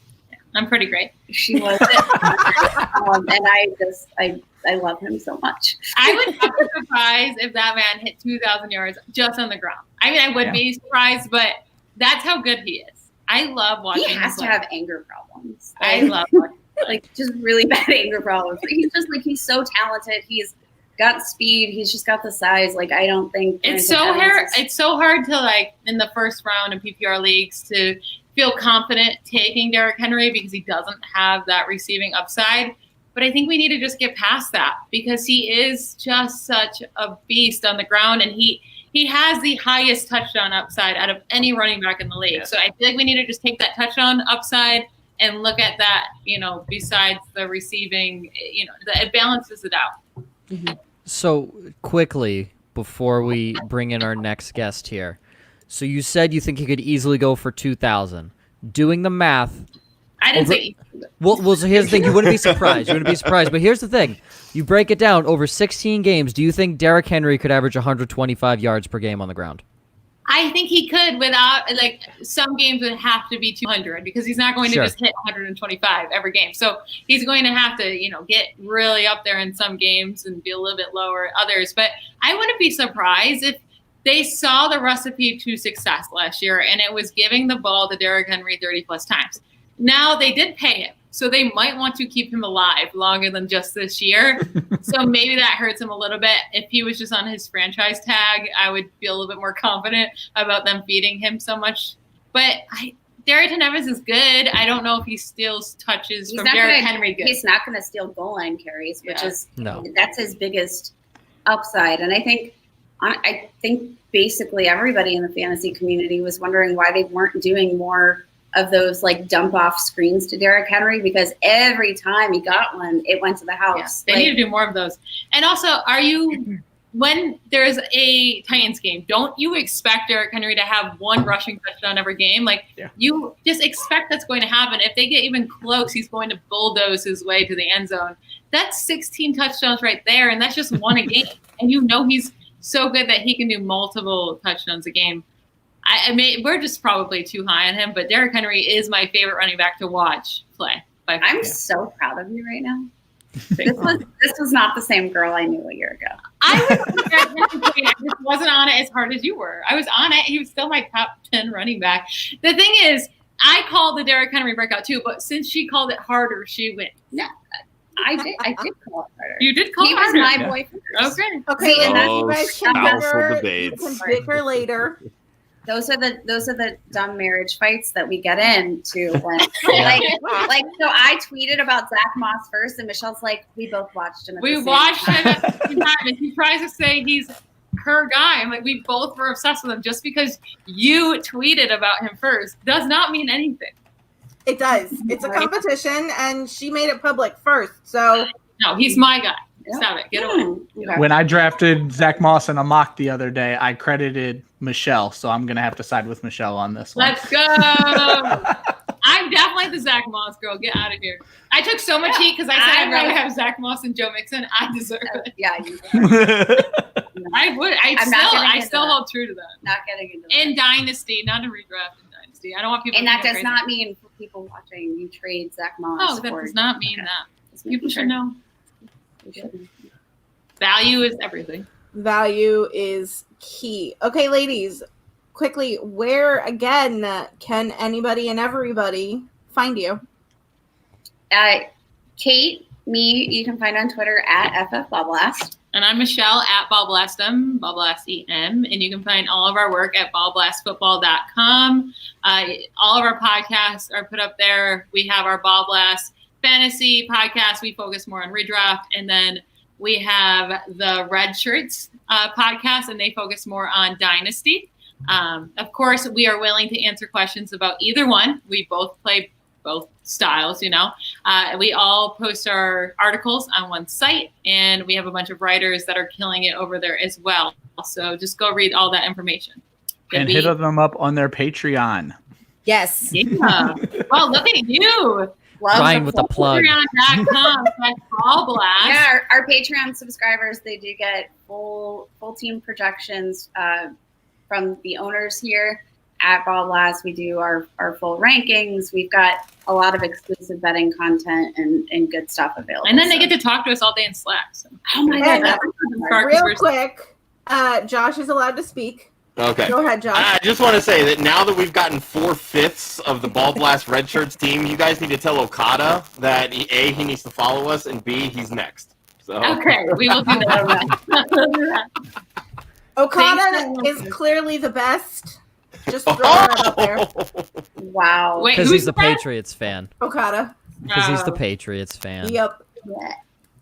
You're great. Learned her last Love you week. both. Thank you guys so much. Guys, thanks for having us. Thank you. All right.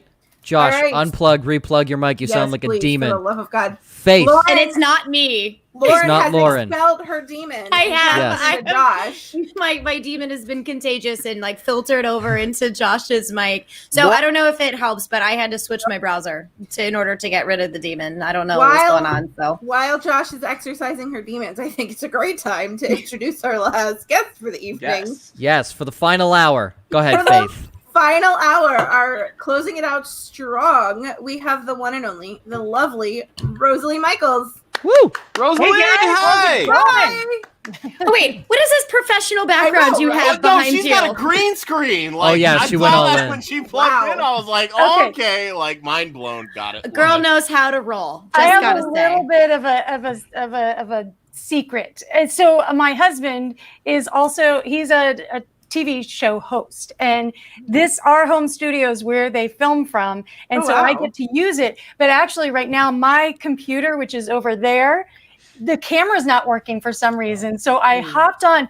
And he's diligently working right now to get because he normally does his voiceover from this computer, and I'm like, I gotta go. I don't know what to tell you. Honey, can you take notes, dear? Exactly, right? So I may get up and switch in the middle of this. So just be aware. I love it. Okay. It's so awesome. Oh my gosh, Rosalie, it is so amazing to be able to chat with you, to bring you on, to just have I'm fangirling. Just a little bit. Love. Just a little bit. I love it. So I have a question for you. So for anyone who doesn't what? I'm sorry, my bad. I'm so Please excited. Time out. I know. Wait, what? I can't. You're so excited. But you know who else is excited? Who? Everybody trying to figure out who won our second raffle. Yes. Pause. Pause. Sorry, Rosalie. We don't want to take any time away from you, but we are trying to raise some money for charity. We've had a lot of people go through that have donated so far. We're about a little over 30% towards our goal right now. The second prize that we're giving away is our signed Robert Smith Ohio State University jersey. And the winner is John Lepresto. So, John, I'm going to shoot you a DM a little bit later today, or you can shoot it to us at Club Fantasy FFL. Give us your address so we can ship this out to you. And thank you so much for donating, because it's going to a great cause, the Women's Sports Foundation. So with that, Lauren, I'll turn it back to you and Rosalie. Yay, so much. Okay. Thank you for that wonderful interruption. Congratulations. This raffle thing is so exciting. I love doing this, even though I didn't really do much work with that aspect of it at all. I kind of equated most of this to being like the groom, because Faith, Joe, Ryan, Josh, mostly Faith. Who am I kidding? They put a lot of work into this, and I'm just, I watched from the sides like, oh my gosh, Supergirl, get it. I'm like the groom at a wedding. Just show, like, what do I do? Show up and say the right name. Exactly. That's exactly Say it. the right name. Oh gosh, exactly. Rachel? Yeah, Rachel, friends, hey. Crazy. But for anyone who doesn't know, Rosalie is actually a model, an actress, and a superstar in fantasy sports. So I am very curious about this. Which one is more difficult, acting or fantasy football? Acting is more difficult. Fantasy football is more work. Ooh. So Describe. with acting, acting is hard. And when you work with some of the best, you realize how really bad you are at it. So, I've worked with Oscar winners. I've worked with Will Ferrell. I've worked with, Stephen Root. I've worked with some really, really great actors. And you're like, man, I'm just not very good at this, but I'm having a good time. So that's how I feel about fantasy football. There you go. You be quiet, Faith. You're wonderful. Yeah, exactly. That fantasy football, it's just all about the research and really getting in there and understanding every aspect that there is to go along with it. And the funny thing about being an analyst is you can't know it all. I mean, you can try. This is my binder here, that I have with all my information in it. And, I've always got my notes out because my memory sucks. But I know my stuff. If you do the work, you can be good at fantasy football analysts. I love it. And the way I see it is way less cool because when I'm wrong on something, no matter how much research I've done, I always fall back to y'all, it's educated guessing. Yeah, exactly. I'm not always right, Yep. And for me, I would think acting is so challenging, like the line memorization, just like you said, working with some of these really big names in the industry. I mean, it doesn't matter how far along you are and whatever. When I right now, I'm fangirling out. I'm like, I don't care about raffle winners. I want to talk to Rosalie. You're so sweet. I love you. I love you. I know it's funny because, we're all very active on Twitter and we see each other all the time. And it's almost like I know you guys already. And I love it. I love this community that we have. It's fun. Can I just want to say no. I'm gonna piggyback off the acting question. Yes. Wanted to piggyback off the acting question, but okay. Before that, I just want to say I appreciate that you have everything organized into a binder. It makes my little organizational heart so happy to know that I'm not the only nerdy one. Okay, now you can speak, Joe. Okay, cool. You know what? It's just too hard to go, oh wait, where's my page on Cleveland Browns and everything that's going on there? I actually need to get tabs put in so I can just access it much faster. My husband calls it the beautiful mind. He's like, you're like a beautiful mind over here. I don't know what all these numbers Rosalie? mean. Like these? Yeah, there you go. Those are like dollar store tabs. I think she was talking ones that actually clip into the binder. And Josh, you have to actually use them. I do, thank you very much. I'm a very organized person. I don't want to hear. Your head's sideways. No, you're not. I have good news. The other computer is now working. Can you guys dance for a minute while I move to the other computer for 2 seconds? We can absolutely, yeah. Perfect. We just want to knock out the third raffle winner. We can do that. Absolutely. And you can remind my husband. Okay. All right. Hi, Rosalie's husband. All right, so we'll take her off she's got there. a lapel mic and everything. She's all kinds of professional. Well, her oh husband man. Does the TV thing, so of course they do. Her husband does the TV, Josh. Right? Thing. Oh man. They do the TV. They do the TV. Why are you still talking, Josh? Come on now, get on with the raffle. All right. No one can see this on stream right now, but currently in our load-in deck is Rosalie's husband, and he looks very dashing right now. What is this? I can't see him either. Yeah, I know. Only Josh and I can see him. He looks very dashing right now. Flexing with the muscle tee. He's out here showing the muscles. I mean, he must be dashing, married to Miss Rosalie, right? Mrs. Rosalie, I should say. Mr. Or is Rosalie. he Mr. Rosalie? Thank you, Faith. Okay, I really want to get him in here. So Rosalie, do we want to get your husband in here as well? They hyped him up so much. I feel like everybody else needs to see him. Oh, what's up? There he is. Oh, there he is. He's like, he's like, yeah, I'm out. So are we doing this raffle now, or I'm excited now. Yes, Ryan's got it. All you, Ryan. I don't have it. Oh, okay, I have it. Ryan, are you not on the show notes? It's in the show notes, buddy. All right, I do have it. I guess he's in his pantry. It's the Ballers UDK, man. You write for the Ballers. He's in his pantry. He cannot be, forced into reading raffle notes in his pantry. I mean, got snacks, but no. And for Rosalie, he's actually not in his pantry. I just make fun of him every time I see him from his game room that looks like he's in his pantry. It's board games, but I do have it. Lauren and I write for the Fantasy Footballers, and they do the wonderful Ultimate Draft Guide Ultimate Draft Kit every year, the UDK. So our winner for the third raffle is Kevin Salazar. Woo! You will not be upset about this, Kevin. Trust me. I use it for my research to write. Yes. It's awesome. We got you, Kevin. I'll shoot you a DM. We'll get the code set over, and we'll have you all set up on that. Josh will slide right into those DMs with that. Oh, he sure will. Schnooker doodle. I have the code. I'll slide into the DMs. That's protection for Kevin. Where is this going? I'm like, I don't know what's I don't even happening know at with this you point. weirdos. I'm just paying attention to the love happening at Rosalie's house. That's right. Hey, Well, girl. now you Hey. get to see the All right, other back to side Rosalie. of the studio, right? So I was sitting right there before, and Wow. I'm here in the bad light. So you But know, I'm digging it. That setup is like my dream come true. I need someone screenshot this so I can do everything for my Christmas list and be like, where would you like me to begin, Santa? I'll send you the list of everything. Oh, girl, heart you. Thank you. I feel like I I'm need this. watching Wizard of Oz, He's and good it was with- the man behind the curtain now. Behind the curtain. Yeah. And there was a brick road. There was. Yeah, there was. All right. Good. Anyway, moving on. What else you got for me? What do you want to talk about next?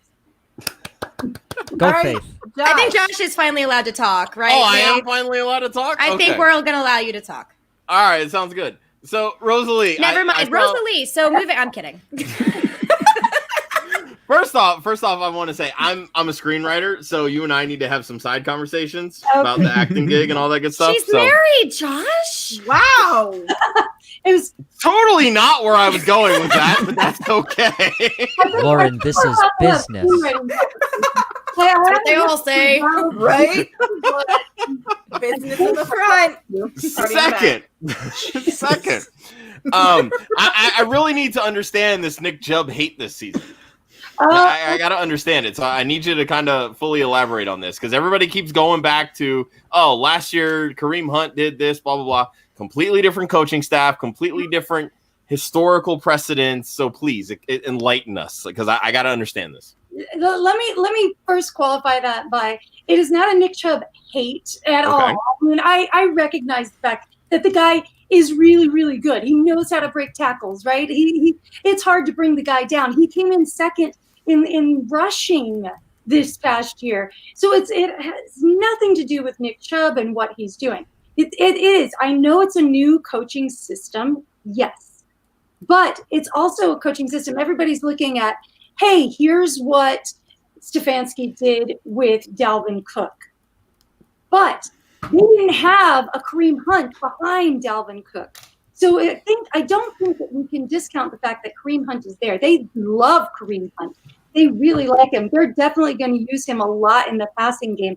So when we're talking about fantasy relevant running backs, especially in a PPR league or even the half PPR league, he's gonna be good. He's gonna be up there. I'm not saying don't draft him. Don't draft him in the first round. Yes, he's still going to get all those carries. You look at, what he did last year with almost 1,500 total yards and, 8 touchdowns. I'd like to see more touchdowns out of him.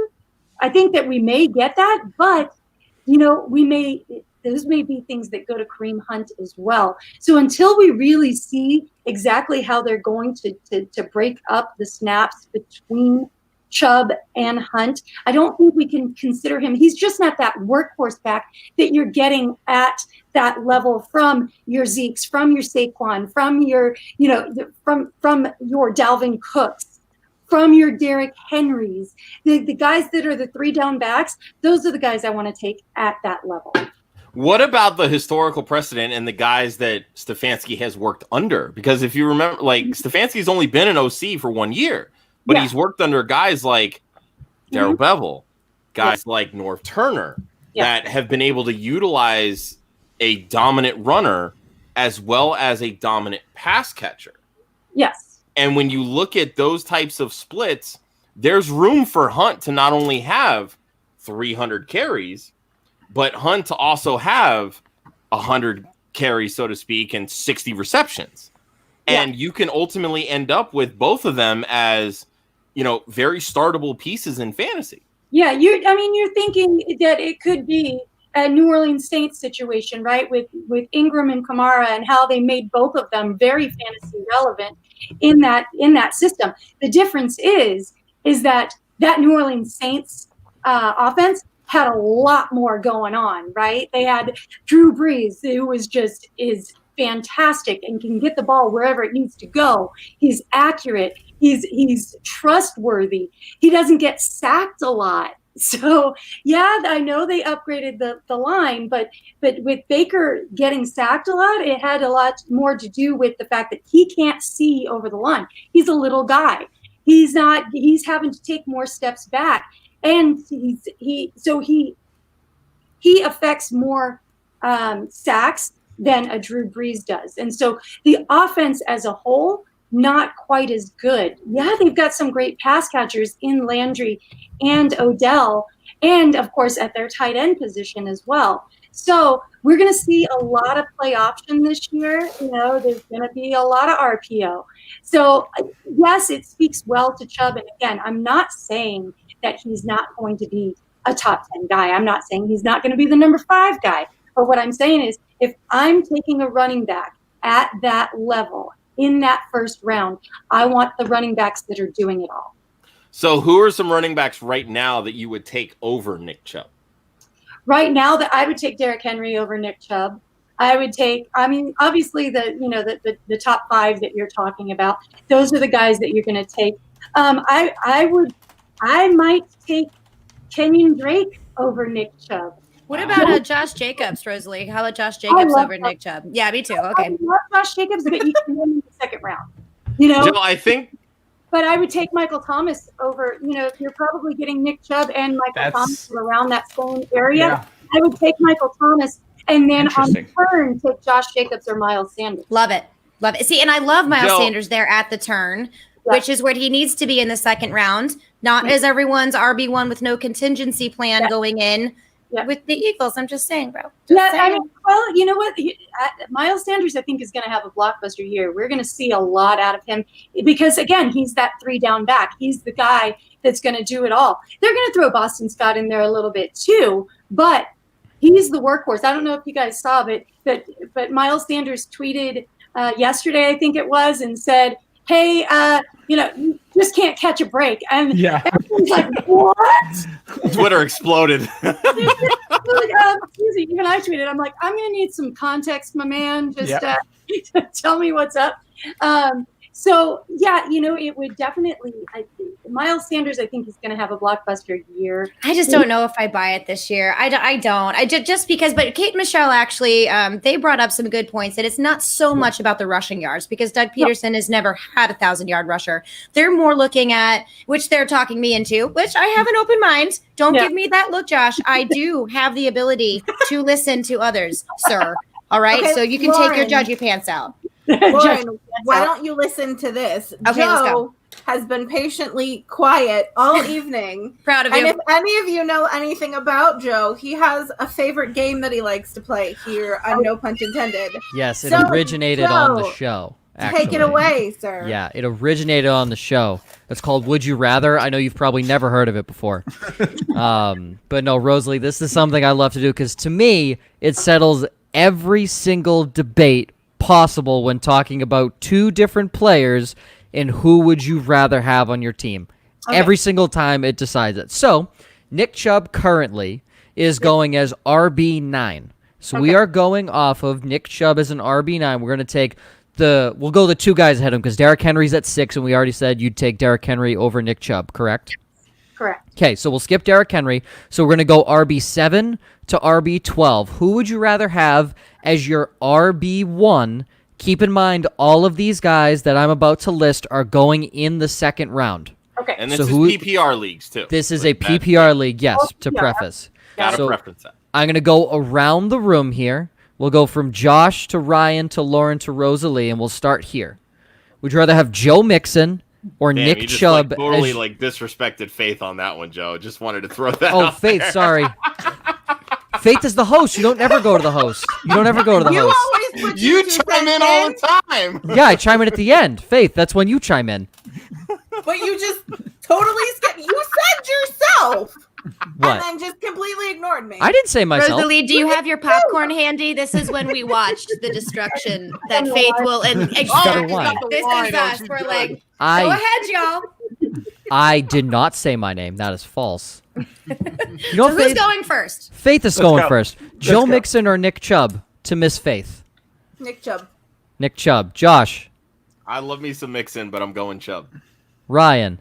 Mixon. Lauren. Ryan, no, just garbage. Garbage. Hot garbage. Hot fruit garbage. It's Nick Chubb. Come on, man. All right, and Rosalie. I'm a never Mixon girl, so Yes! I gotta go Chubb. You are my soulmate spirit animal.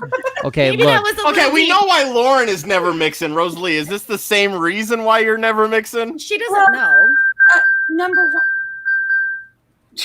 Fire. No, that was bad. Don't say that. it's my husband looking for his cell phone.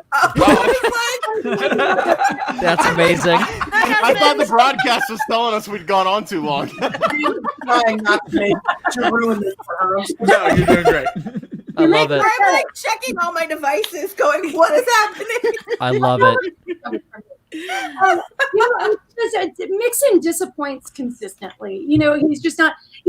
Somebody that's taken as high as he is, he does not live up to the hype. Plus, okay, so number one, Cincinnati offense, no thank you. And number two, so last year, not a bad year, still 15th overall, 14.1 PPR points per game. Not enough for me as an RB1. If you're not in the 20s, I don't want to look at you. I would just like to point out, we didn't tell her ahead of time we were doing this. This is Yeah. I love it, Rosalie. I She's love just it. that awesome. This is why we have ladies like her Yes. on this show, because this is how great they are, especially because she doesn't like Joe Mixon, and neither do I, girlfriend. Yes. So Ryan, I will back you up, and I'm not saying I like Joe Mixon as a person, okay, Faith, Lauren? mute him. Listen, Faith can't mute me. I can only mute me. Dang And it. Josh can too, but if Josh but does we that, he can knows he's getting kicked. invalidate your opinion because No, 100%. your opinion doesn't matter right now. Well, that's controversial.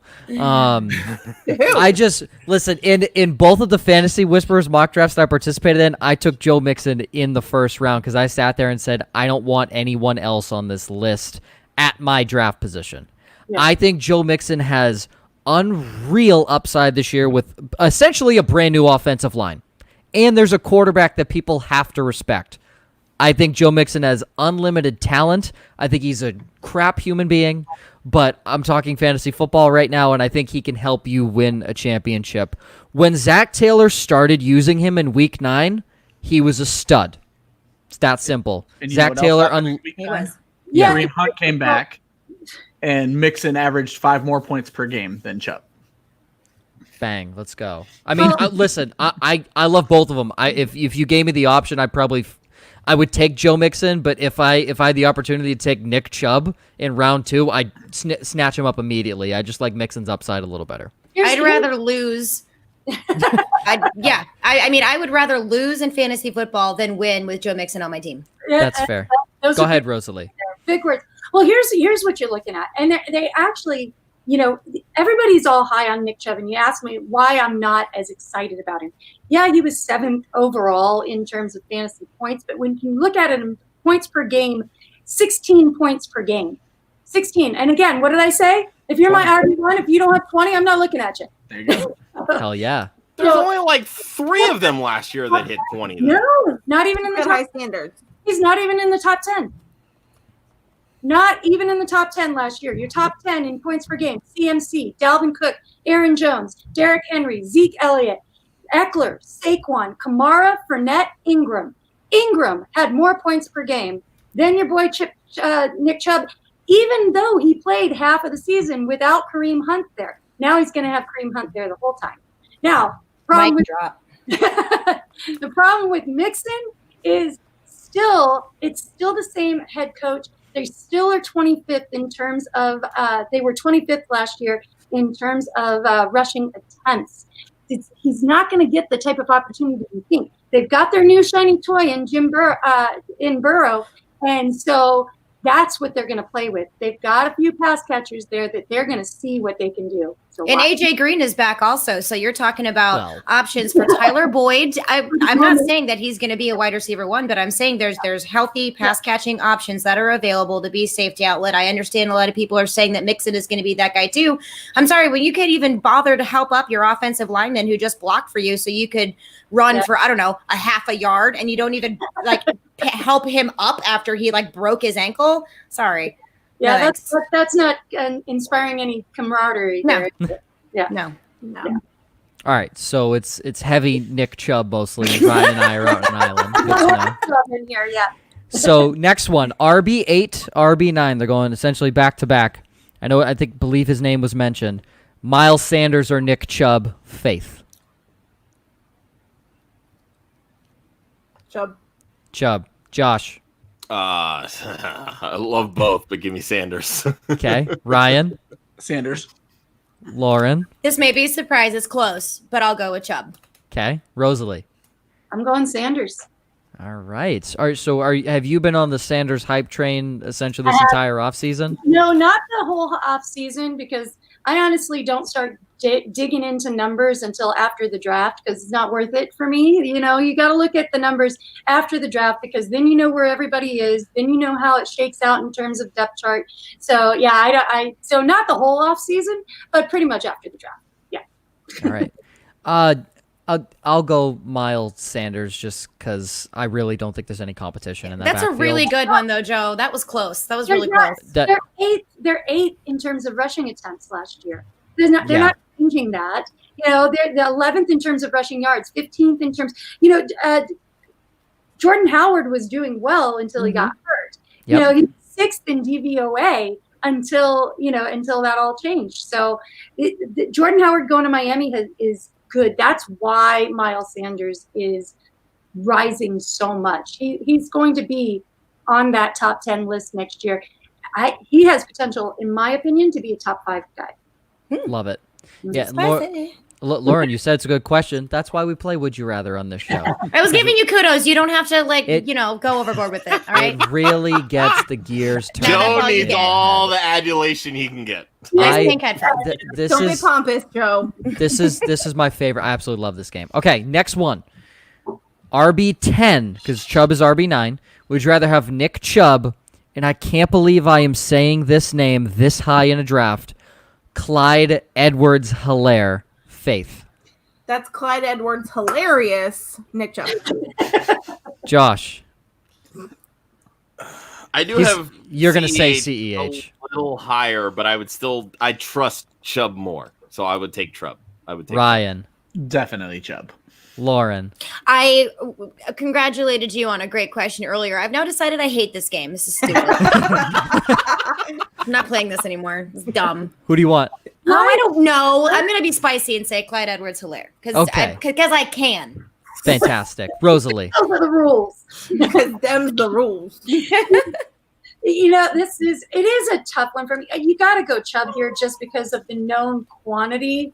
I honestly, I was not on the Helaire train at all when Damian Williams was there, because Damian Williams was going to be the goal line guy. He was, he should have been the MVP. I mean, you can't not give it to Mahomes, but no, he should have been the MVP. Thank you.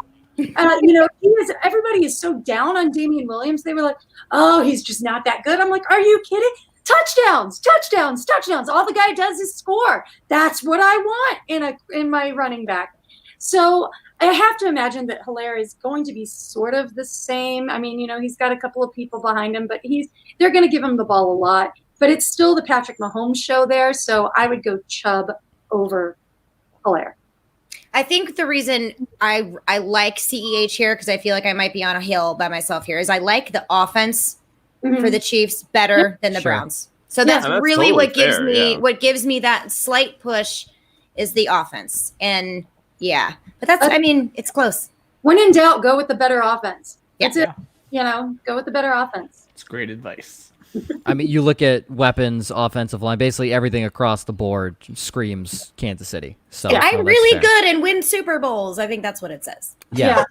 Well, let's not say Super Bowls. They won their first one in 50 years. Okay, let's. I can, you know what? I'm Slow from roll. Missouri, sir. And, you know, we won our Stanley Cup and won the same-ish year. And we won a Super Bowl-ish in the same year, even though I'm not necessarily a Chiefs fan. I was at the time. You were at the time. Okay, I was. amazing. Because I'm like, So you know, maybe instead of Missouri, I got to saying do Super it. Bowls, you say championships. Well, Yes. you know, St. Louis Rams had a Super Bowl. So if you want to talk about a Super Oh. Bowl in Missouri, we've had more than one. Okay, let's want to talk about splitting some hairs here with your would you rather. Let's But we go, weren't talking Joe. about Missouri. Wow. We were Hold on. talking Can I about bring up the last 2 times the Rams franchise has been in the Super Bowl? They've lost to the Patriots. Next question. Yeah. I don't like the Rams, so that's not really a dig on me. It's, Well, when they were the St. Louis Rams, they did lose to the Patriots in the Super Bowl. they also won in the Super Bowl, but The year that's when they before. were in St. Louis and cool. Now they're in LA, and not so much for me. That's not so fair. much And for they me. have a new logo, and it's.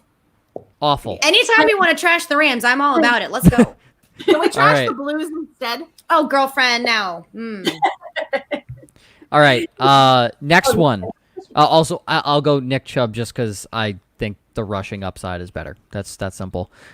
Nick Chubb at RB9 or Kenyan Drake at RB11. And I know Lauren hates this question, so we'll start with Faith again,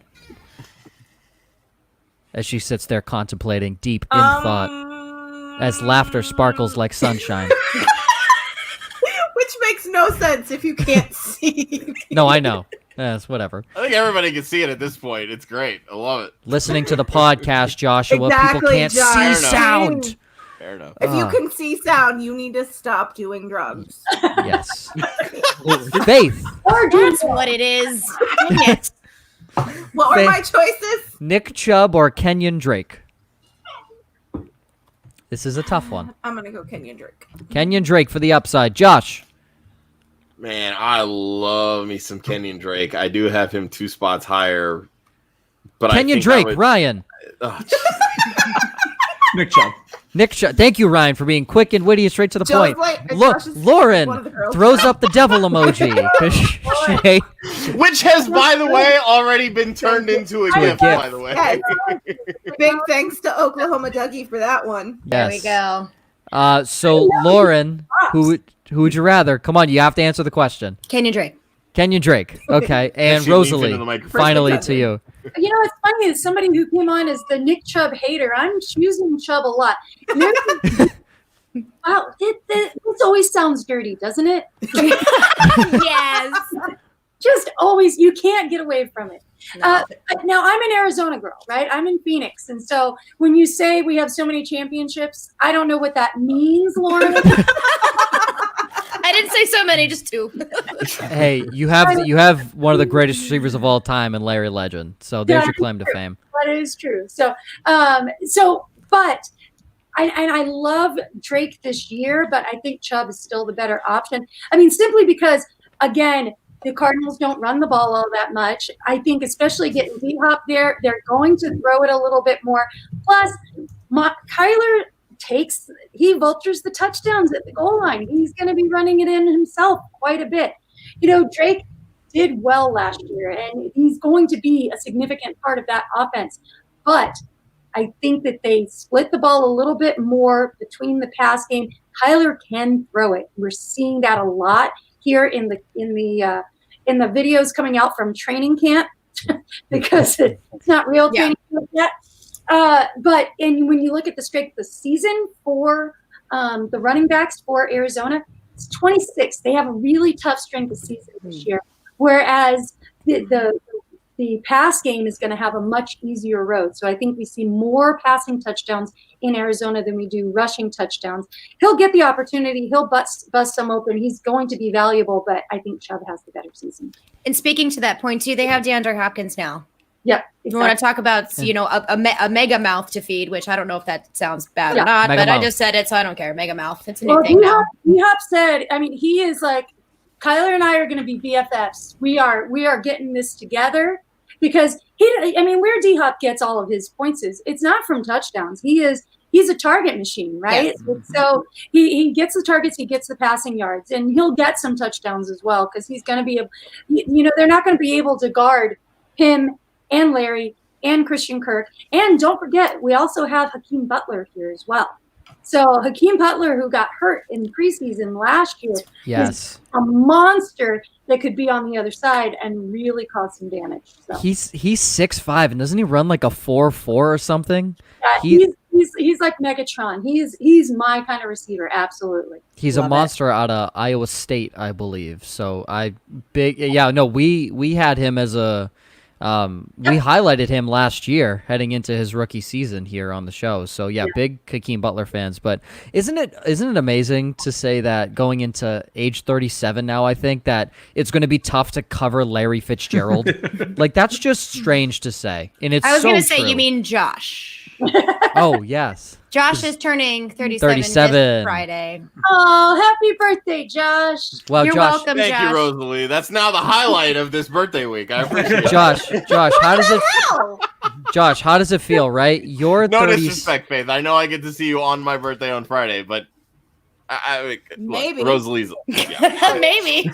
Josh, how does this maybe feel? not now, but How does this feel? You're podcasting from your bedroom at age 37, and Larry Fitzgerald is setting NFL records. How does that? it makes me feel great. Thanks for the reminder. Yeah. Where's my popcorn? Babe, I need snacks. I need snacks. Where's the popcorn? Good job. You could just say like Tom Brady was drafted by the Montreal Expos at my age, so I guess what are you gonna do? So I was looking at some things, and Ryan had a really interesting question, and it's honestly something I'm really interested in to know now. So Ryan. So while doing my show research, I saw that you are actually a state pageant winner. Actually, my wife was Miss Ohio in 2005. Humble brag. But something she's always pointed out to me is the interview process that the ladies have to go through is a very deep process. And she says it's really helped her with every speaking engagement she's ever had. Would you say it's benefited you in your fantasy football and acting and everything like that? Yeah, it's funny because a lot of people think of pageants and they think that it's this, it's just cutthroat and it's superficial and that there's no. I started competing when I was a teenager. And so, yeah, absolutely. It helped me become the woman that I am because that interview process, being able to speak eloquently on stage, being able to speak on camera and get your point across, it helps in everything that I do. When you sit down with an interview for pageants, you have about 2 to 3 minutes to make them fall in love with you. And that's not a lot of time. So I learned very, very quickly how to become good at that. And so hopefully now everybody, you've been with me for 30 minutes now. You said hi, and I'm like, I love you. So, but yeah, it is all of my best friends, really, they come from the pageant world. They are all very accomplished women. They're elite in each of their fields. It's incredible. They really, really work hard, and it teaches you discipline. Very much like football. It's funny. There's actually this quote that pageant girls like to say. I don't say it because I think it's kind of cheesy, but they say it is more likely to have a son in the Super Bowl than a daughter in the Miss America pageant. That's how competitive it is. Wow. So just taking it back to, where we're at here, it is competitive and it is fun, but it's also a place where you can really get with other women that are kind of like-minded and grow and become better women because of it. Love it. Yeah, so fun. Loved it. But somebody said, because it's, they're like, would you compete again? And I'm like, no, I'm good. I did it. I compete. Fantasy football. There you go. I've seen Miss Congeniality multiple times. Yep. How realistic is that? It's all farce, right? There are some elements that are true. Yeah, back in the day, you did put preparation H under the eyes to take away the little baggies. Yeah, you do have pageant coaches. I never did because I always felt like if I can't do this on my own, then I shouldn't be doing it. They do have pageant coaches and pageant coaches that are really good. You do use glue on your bottom to make sure your swimsuit doesn't ride up. That's right. Butt spray. Most people should take advantage of this tip. We Right. live in Florida on the beach when it's like, girl. Preach. Okay. Absolutely. Yeah, there are things that you can definitely do. Yeah, used to also preparation H, another nice little key for you there. You wrap your thighs, put the preparation H on, wrap it in saran wrap. Wrap it in what wrap? I'm sorry. Someone was laughing very rudely. I'm sorry. Again, repeat. You wrap Notes. it in saran wrap and then sleep in it overnight. So just shrinks everything up real nice and tight there for you. Girl. Whoa. Life So there change. aren't any exploding crowns in real pageant life. Not well, hopefully. That would really ruin the aesthetic. I'm literally going to DM you. I'm like, what else can I do to Right. make this awesome? Yeah, Can we start a side Oh my podcast? God, yes. So absolutely. it's called Preparation H, correct? Is that what it is? Yeah. Oh my God, stop it. Stop it. Just Googling Joe. Hold on. No, listen. We have someone commented saying his new team name for this upcoming year is Preparation CEH. And I think that's hilarious. I think that is good. Hilarious. Shrink everything down, take out all the excess stuff. There you go. Awesome. Things I never knew I Preparation. needed to know. I know. CEH. Thank That is you, amazing. Cole, for that one. That was That was well done, Cole. Hats off. Well done. that was a good one. That was a very good one. Let's That was just good. hope that CEH does not shrink anymore because he's already tiny. Already too small. Ow! I mean, listen, he's what, 5'8", 207. I mean, look, he's built for his size. Like, being 5'8", 207 pounds, like, that's 2 inches shorter than me and 30 pounds heavier. Like, that's a big boy. It's actually the same size as Joe. He just likes to say that. Yeah. Yeah. My I'm Tinder kidding, Joe. I profile love says you. 6 foot. No. Yeah. But you know, I can't really say anything because Kyler is 5'8". Yeah, Kyler's even What am skinnier. I talking about? But, I mean, different positions. Kyler's not running through the line every single play. He may be getting attacked by defensive linemen because his offensive line is garbage. But that's... It's better this year. It's better this year. No, sure, definitely, it is better this year. We weren't Lauren, what was the? terrible. I think Yeah. I think it was more a matter of they had to respect his movement, which we hadn't had before. So they had to respect his movement, so he didn't get people in his face quite as much. So, but a little bit better this year. Can I get your thoughts on Chandler Jones? And just go ahead, just go off that. Okay, so Thank you. That's the reaction I needed. last year I covered training camp for the Cardinals. Okay. So I will tell you this: one of the nicest, greatest guys, leader in the locker room. Just you stand up next to him, and first of all, he's just huge because I'm 5'8", so I'm not tiny, but he makes you feel tiny. And just such a gentleman. It's always kind of strange when you're a woman in the locker room of an NFL team, but such a gentleman, such a good guy. And I became like a little sister to him. He was just so kind. So just love the guy, love everything about him. When Calais Campbell left, I was really sad.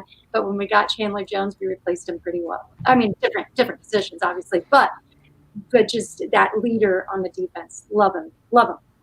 I just hate how much disrespect Chandler Jones gets for how good he is. Well, do you think he really gets the disrespect anymore? What was he? I think Yes. he's like 10th on the top 100 this year.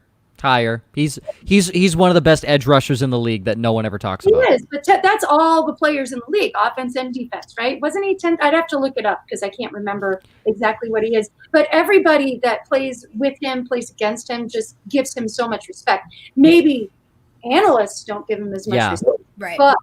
but the people that play with him and play against him, they all give him much respect. Yeah, and I think it's the analysts and the media that I feel just don't give him the respect he deserves for everything. Like, he's missed 2 games in his entire career. Yeah. He's never missed a game with the Cardinals, and Yeah. he's an absolute stud. So I don't understand why he doesn't get talked about more. And as a Cardinals fan, I just wanted you to, be all excited about that because I'll send him. I'll tell him to know you said what's up. Appreciate that. I'm a Patriots fan too, so I miss him here in New England. Faith as well, Patriots fan. Yep. Yes. That's why he gets so much disrespect, though, because the Patriots just in general get disrespect, right? Sure. The people love to hate the Patriots. Now, I don't. I love Belichick. I think he's fantastic. Greatest coach of all time, in my opinion. I have to preface in my opinion because I got into a fight yesterday on Twitter with some guy who was like, why are you saying that things are fact, right? I'm like, it's my opinion. And he's like, but you're saying it like it's a fact. I'm like, would you like me to say I think in front of every sentence? This is what we do here. If it came out of your mouth, you think it. Yeah. He does realize there's a character limit on Twitter, right? Yeah, I know. I'm like, so from now on, I have to say, in my opinion, or girl, you're fine. Let me out this dude where he at. Right? Let's go. I was just like, you want to argue this? Yeah, it was all about. He was saying that he thinks that Josh Allen will be QB1, will be the overall top scoring fantasy QB. So I just told him, hey, that's a bold choice. Very bold. That's a nice word for it. Bold. That's a bold choice, but I like it. I like bold choices. You know what? Anybody can say Lamar Jackson's going to be QB1 or Patrick Mahomes is going to be QB1. Anybody can say that. Bold choice. And so I said, I like it. And he's like, well, why would you say that it's a bold choice? And so I gave him my facts. I'm sorry, it's nicer than saying it's stupid. Yeah, I was being nice. No, I mean, I do. I know you guys do too, right? You like it. You don't want people coming out and saying obvious things. Yeah. You want, hey, what have I really had a deep dive on and said this definitely could happen? Last year, I was like, Darren Waller, keep your eye on him. He's going to happen. Chris Godwin, keep your eye on him. He's going to happen. You do the research and it comes out. Okay. Miles Sanders, it's going to happen. Josh Jacobs is going to happen too. Though. Terry McLaurin. I'm all aboard Scary Terry. I love it. but see, I just said Terry McLaurin's not going to happen. It could happen. I'm not telling you that the absolute final truth. I'm telling you what my research says. Anything can happen, including me letting Josh speak, which is about to happen. Great segue, I get Faith. the floor? What? briefly. Yeah, I know, right? All right. Okay, so I kind of want to. And we're done. Moving on. Basically. I mean, we are coming up on 9:00. We've been on now for 2.5 hours. Wow. Yeah, we got to wrap up Hurry quick. up, Josh. So, one thing I do want to ask Rosalie, because I know, obviously, transitioning from, being an actor and then getting into this fantasy football scape. The biggest thing, one, you're going to help me win some money on DraftKings this year. I'm keeping my eye on you. Absolutely. Second, who's been kind of that one person for you that's really been somebody that you can lean on, that's given you some great advice to kind of help you on this journey to kind of get to where you are right now? Okay, so I'm going to pull up two people because it needs to be said. When people always ask, how did you get into this, right? Because ladies, I know you'll back me up here. I had season tickets to the Cardinals, and the guys sitting next to me, I had them for 18 years, and they would always say, why don't you go out on the field? Why aren't you a cheerleader? I said, I can't watch the game if I'm a cheerleader.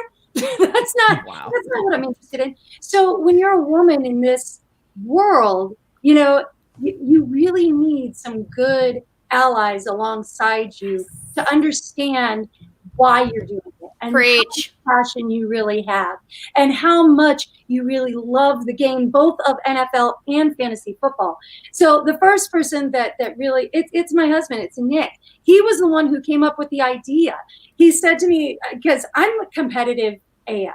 I think all of us are, right? You play this game, you're not playing to just play, you want to win.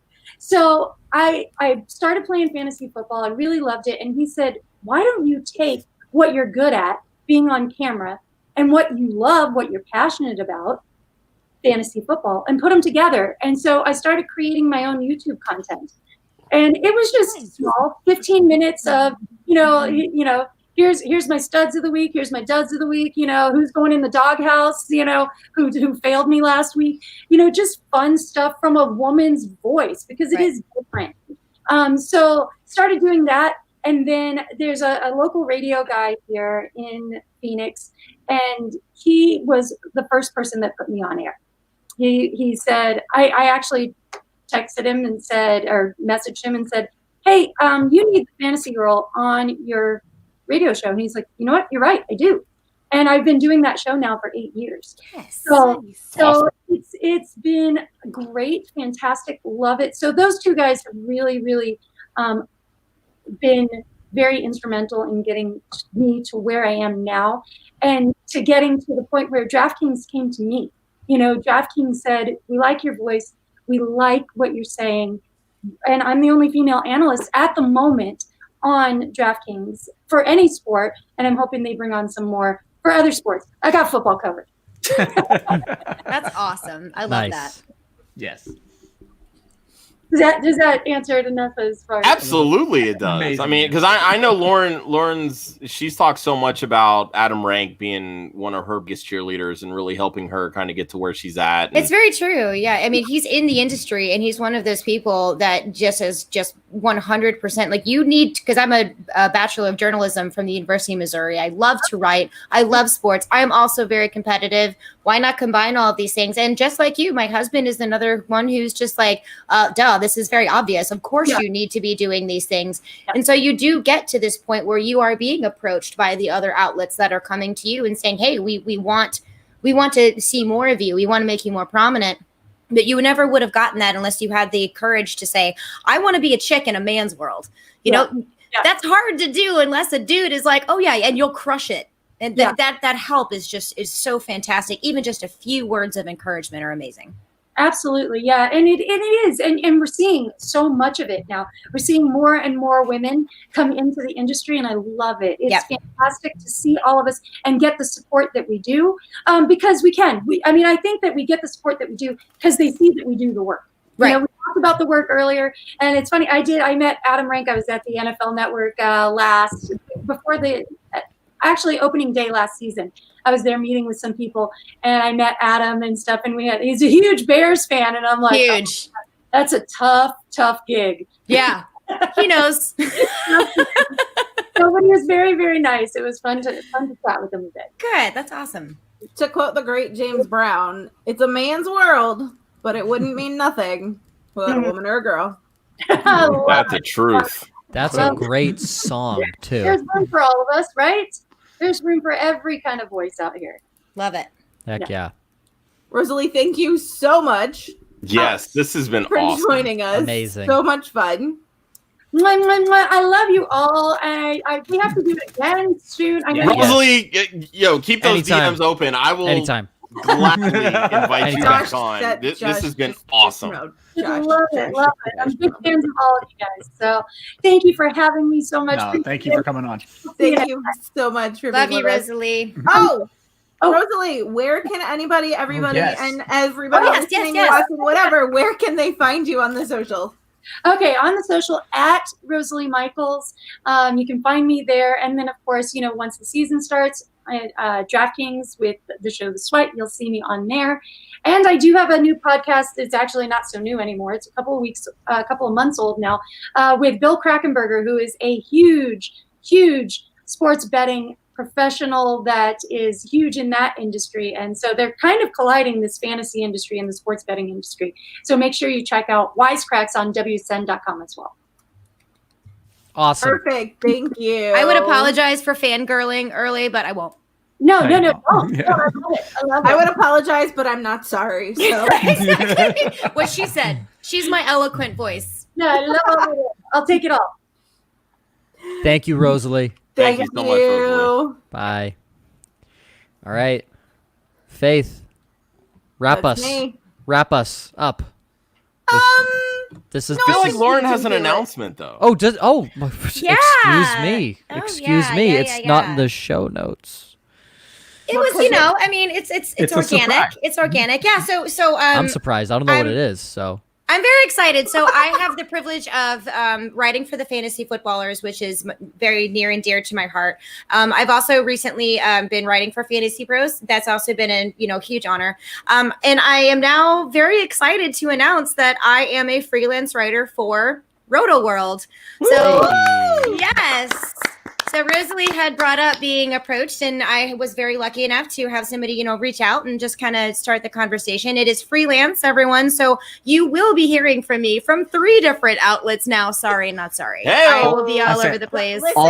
All the Lauren, all the time. I love you, Ryan. But yeah, thank you guys so much. I'm very excited. The team at Roto World is super awesome. But again, I would not be in this position if it weren't for all of you guys and my family. Ryan, you're included in that with the fantasy footballers. I mean, it's super exciting. It's still kind of like verklempt about it. It's pretty awesome. Verklempt. I had to bring it up once this podcast. Overwhelmed. I don't know what to do. Yeah, so thank you guys. I really appreciate it. I'm excited. So you'll be seeing some stuff from me. And so now Kate's going to have to put up with me a little bit more now too. Yeah. Nobody ever has to put up with you. They have the pleasure of working with you. I love you, Faith. Exactly. I love you. Exactly. All right, Joe, for the last time tonight, you can talk. I can talk? All right, fantastic. So, reminder, next week's raffle items. We have a signed Cam Akers football, which already has a raffle ticket in. So hurry up. Cam Akers going very fast. I think I know who it is because he's a Florida State fan. A signed Frank Gore Miami Hurricanes jersey. My personal favorite of the bunch. All right, my personal favorite. In a 6-month RotoViz subscription. It was courtesy of our friend Sam Wallace, correct? Sam Wallace, one of Love the him. absolute BFF of the best podcast, as I said. Followers on Twitter. He is hands down so amazing. He crushed me on the poll, and I don't care. I was like, get it, awesome. Sam. I'm So telling you, nice. that dude was a Care Bear in his past life, man. I've love never him. met He's so a more kind. genuine person. He's Really. so awesome. Well, For those who aren't sure what Lauren's talking about, she meant a Twitter poll, not a Yes. stripper poll. Yes. I didn't even think maybe. stripper pole, but okay. I don't know, Sam. What Who knows? you know that I don't know, Faith? Pull off here, is that it? But Just clarifying. Sam's a friend of the show. Sam's a friend of the show. He's been on a couple times. He's obviously going to be on many more in the future. But yeah, courtesy of Sam, a 6-month RotoViz subscription. That's going to take you through the entire rest of the season, even a little bit into the off season as well, which is going to be awesome. Next week's guest, we're doing this all over one more time. Actually, three more times. But next week, Jen Piacenti, excuse me, of Fantasy Alarm, who crashed last week's show. Actually. Yes, she crashed last week's show with Stoner. Be sure to check that out. And NFL blogger Lindsay Lindsay Yoke. Lindsay Yoke. Okay, it was in. We did get some we still clarification never. We still We're- never. You know what? We're just gonna awkwardly ask her next week, and we're just gonna roll with it. So we still never nailed as down long as we exactly. compliment Joe Flacco and Josh Rosen, I think we'll be okay. There we go. I'm gonna step out of the room on that conversation. I But heard you love Joe Flacco. well, You share a name. okay, cool. Like what? Great. It's fantastic. I don't share a Super Bowl ring with him, which I wish I had. Technically, you do. I have 6. Oh no, you have a World Series. I have a ring. World Series ring. Yes, Yeah. 2018 World Champion Boston How Red do I Sox. not know this? I'll show you once this is all over, Faith. Oh, because that was against the Cardinals, wasn't it? No, it was against No, 18 no, wasn't. 2018. Who did we play? Oh, the Dodgers, because the Dodgers are The garbage. Dodgers. Jen, that's one more final time. out. Jen Piacenti of Fantasy Alarm, NFL blogger Lindsay Yoke are okay. We're going to figure it out next week. Stay tuned to figure out what exactly it is. Again, big thank you to Liz Loza, Kate and Michelle from BallBlast, Rosalie Michaels for joining the show. And this has just been awesome. First show, I think we knocked it out of the park. I'm not going to pat ourselves on the back here, but we are Because getting you praise. didn't do anything, we did. Exactly. Yeah, you guys All did everything. You two. Thank you, Lauren, we'll pat literally. each other on the Lauren, back. Faith, you Yes. two are our saviors because Amazing. I promise you, we could not have done a better job. So thank Exactly. And one more time before we wrap up our first annual Women of Fantasy Football show, you can find Josh at the One Hudsonian, Ryan at the Fantasy 5, Faith at FF_Leap of Faith, Stepmom Lauren at, well, pretty easy, Stepmom Lauren. You can find me at Joe_Zolo. You can follow Club Fantasy on Facebook, Twitter, and Instagram at Club Fantasy FFL. The URL is clubfantasyffl.com, where you can now place your raffle tickets in here for the upcoming items, the Sign Cam Akers football, signed Frank Gore Miami Hurricanes jersey, and the 6-month subscription to RotoViz. Again, even if you don't win, all of the proceeds go directly to the Women's Sports Foundation, which is there to help get women and girls into sports at an early age to start building those foundations as soon as possible. Always remember, defense wins championships, offense wins fantasy football. We will see you next week for our second Women of Fantasy Football show with Jen Piacenti and Lindsay O'Kay.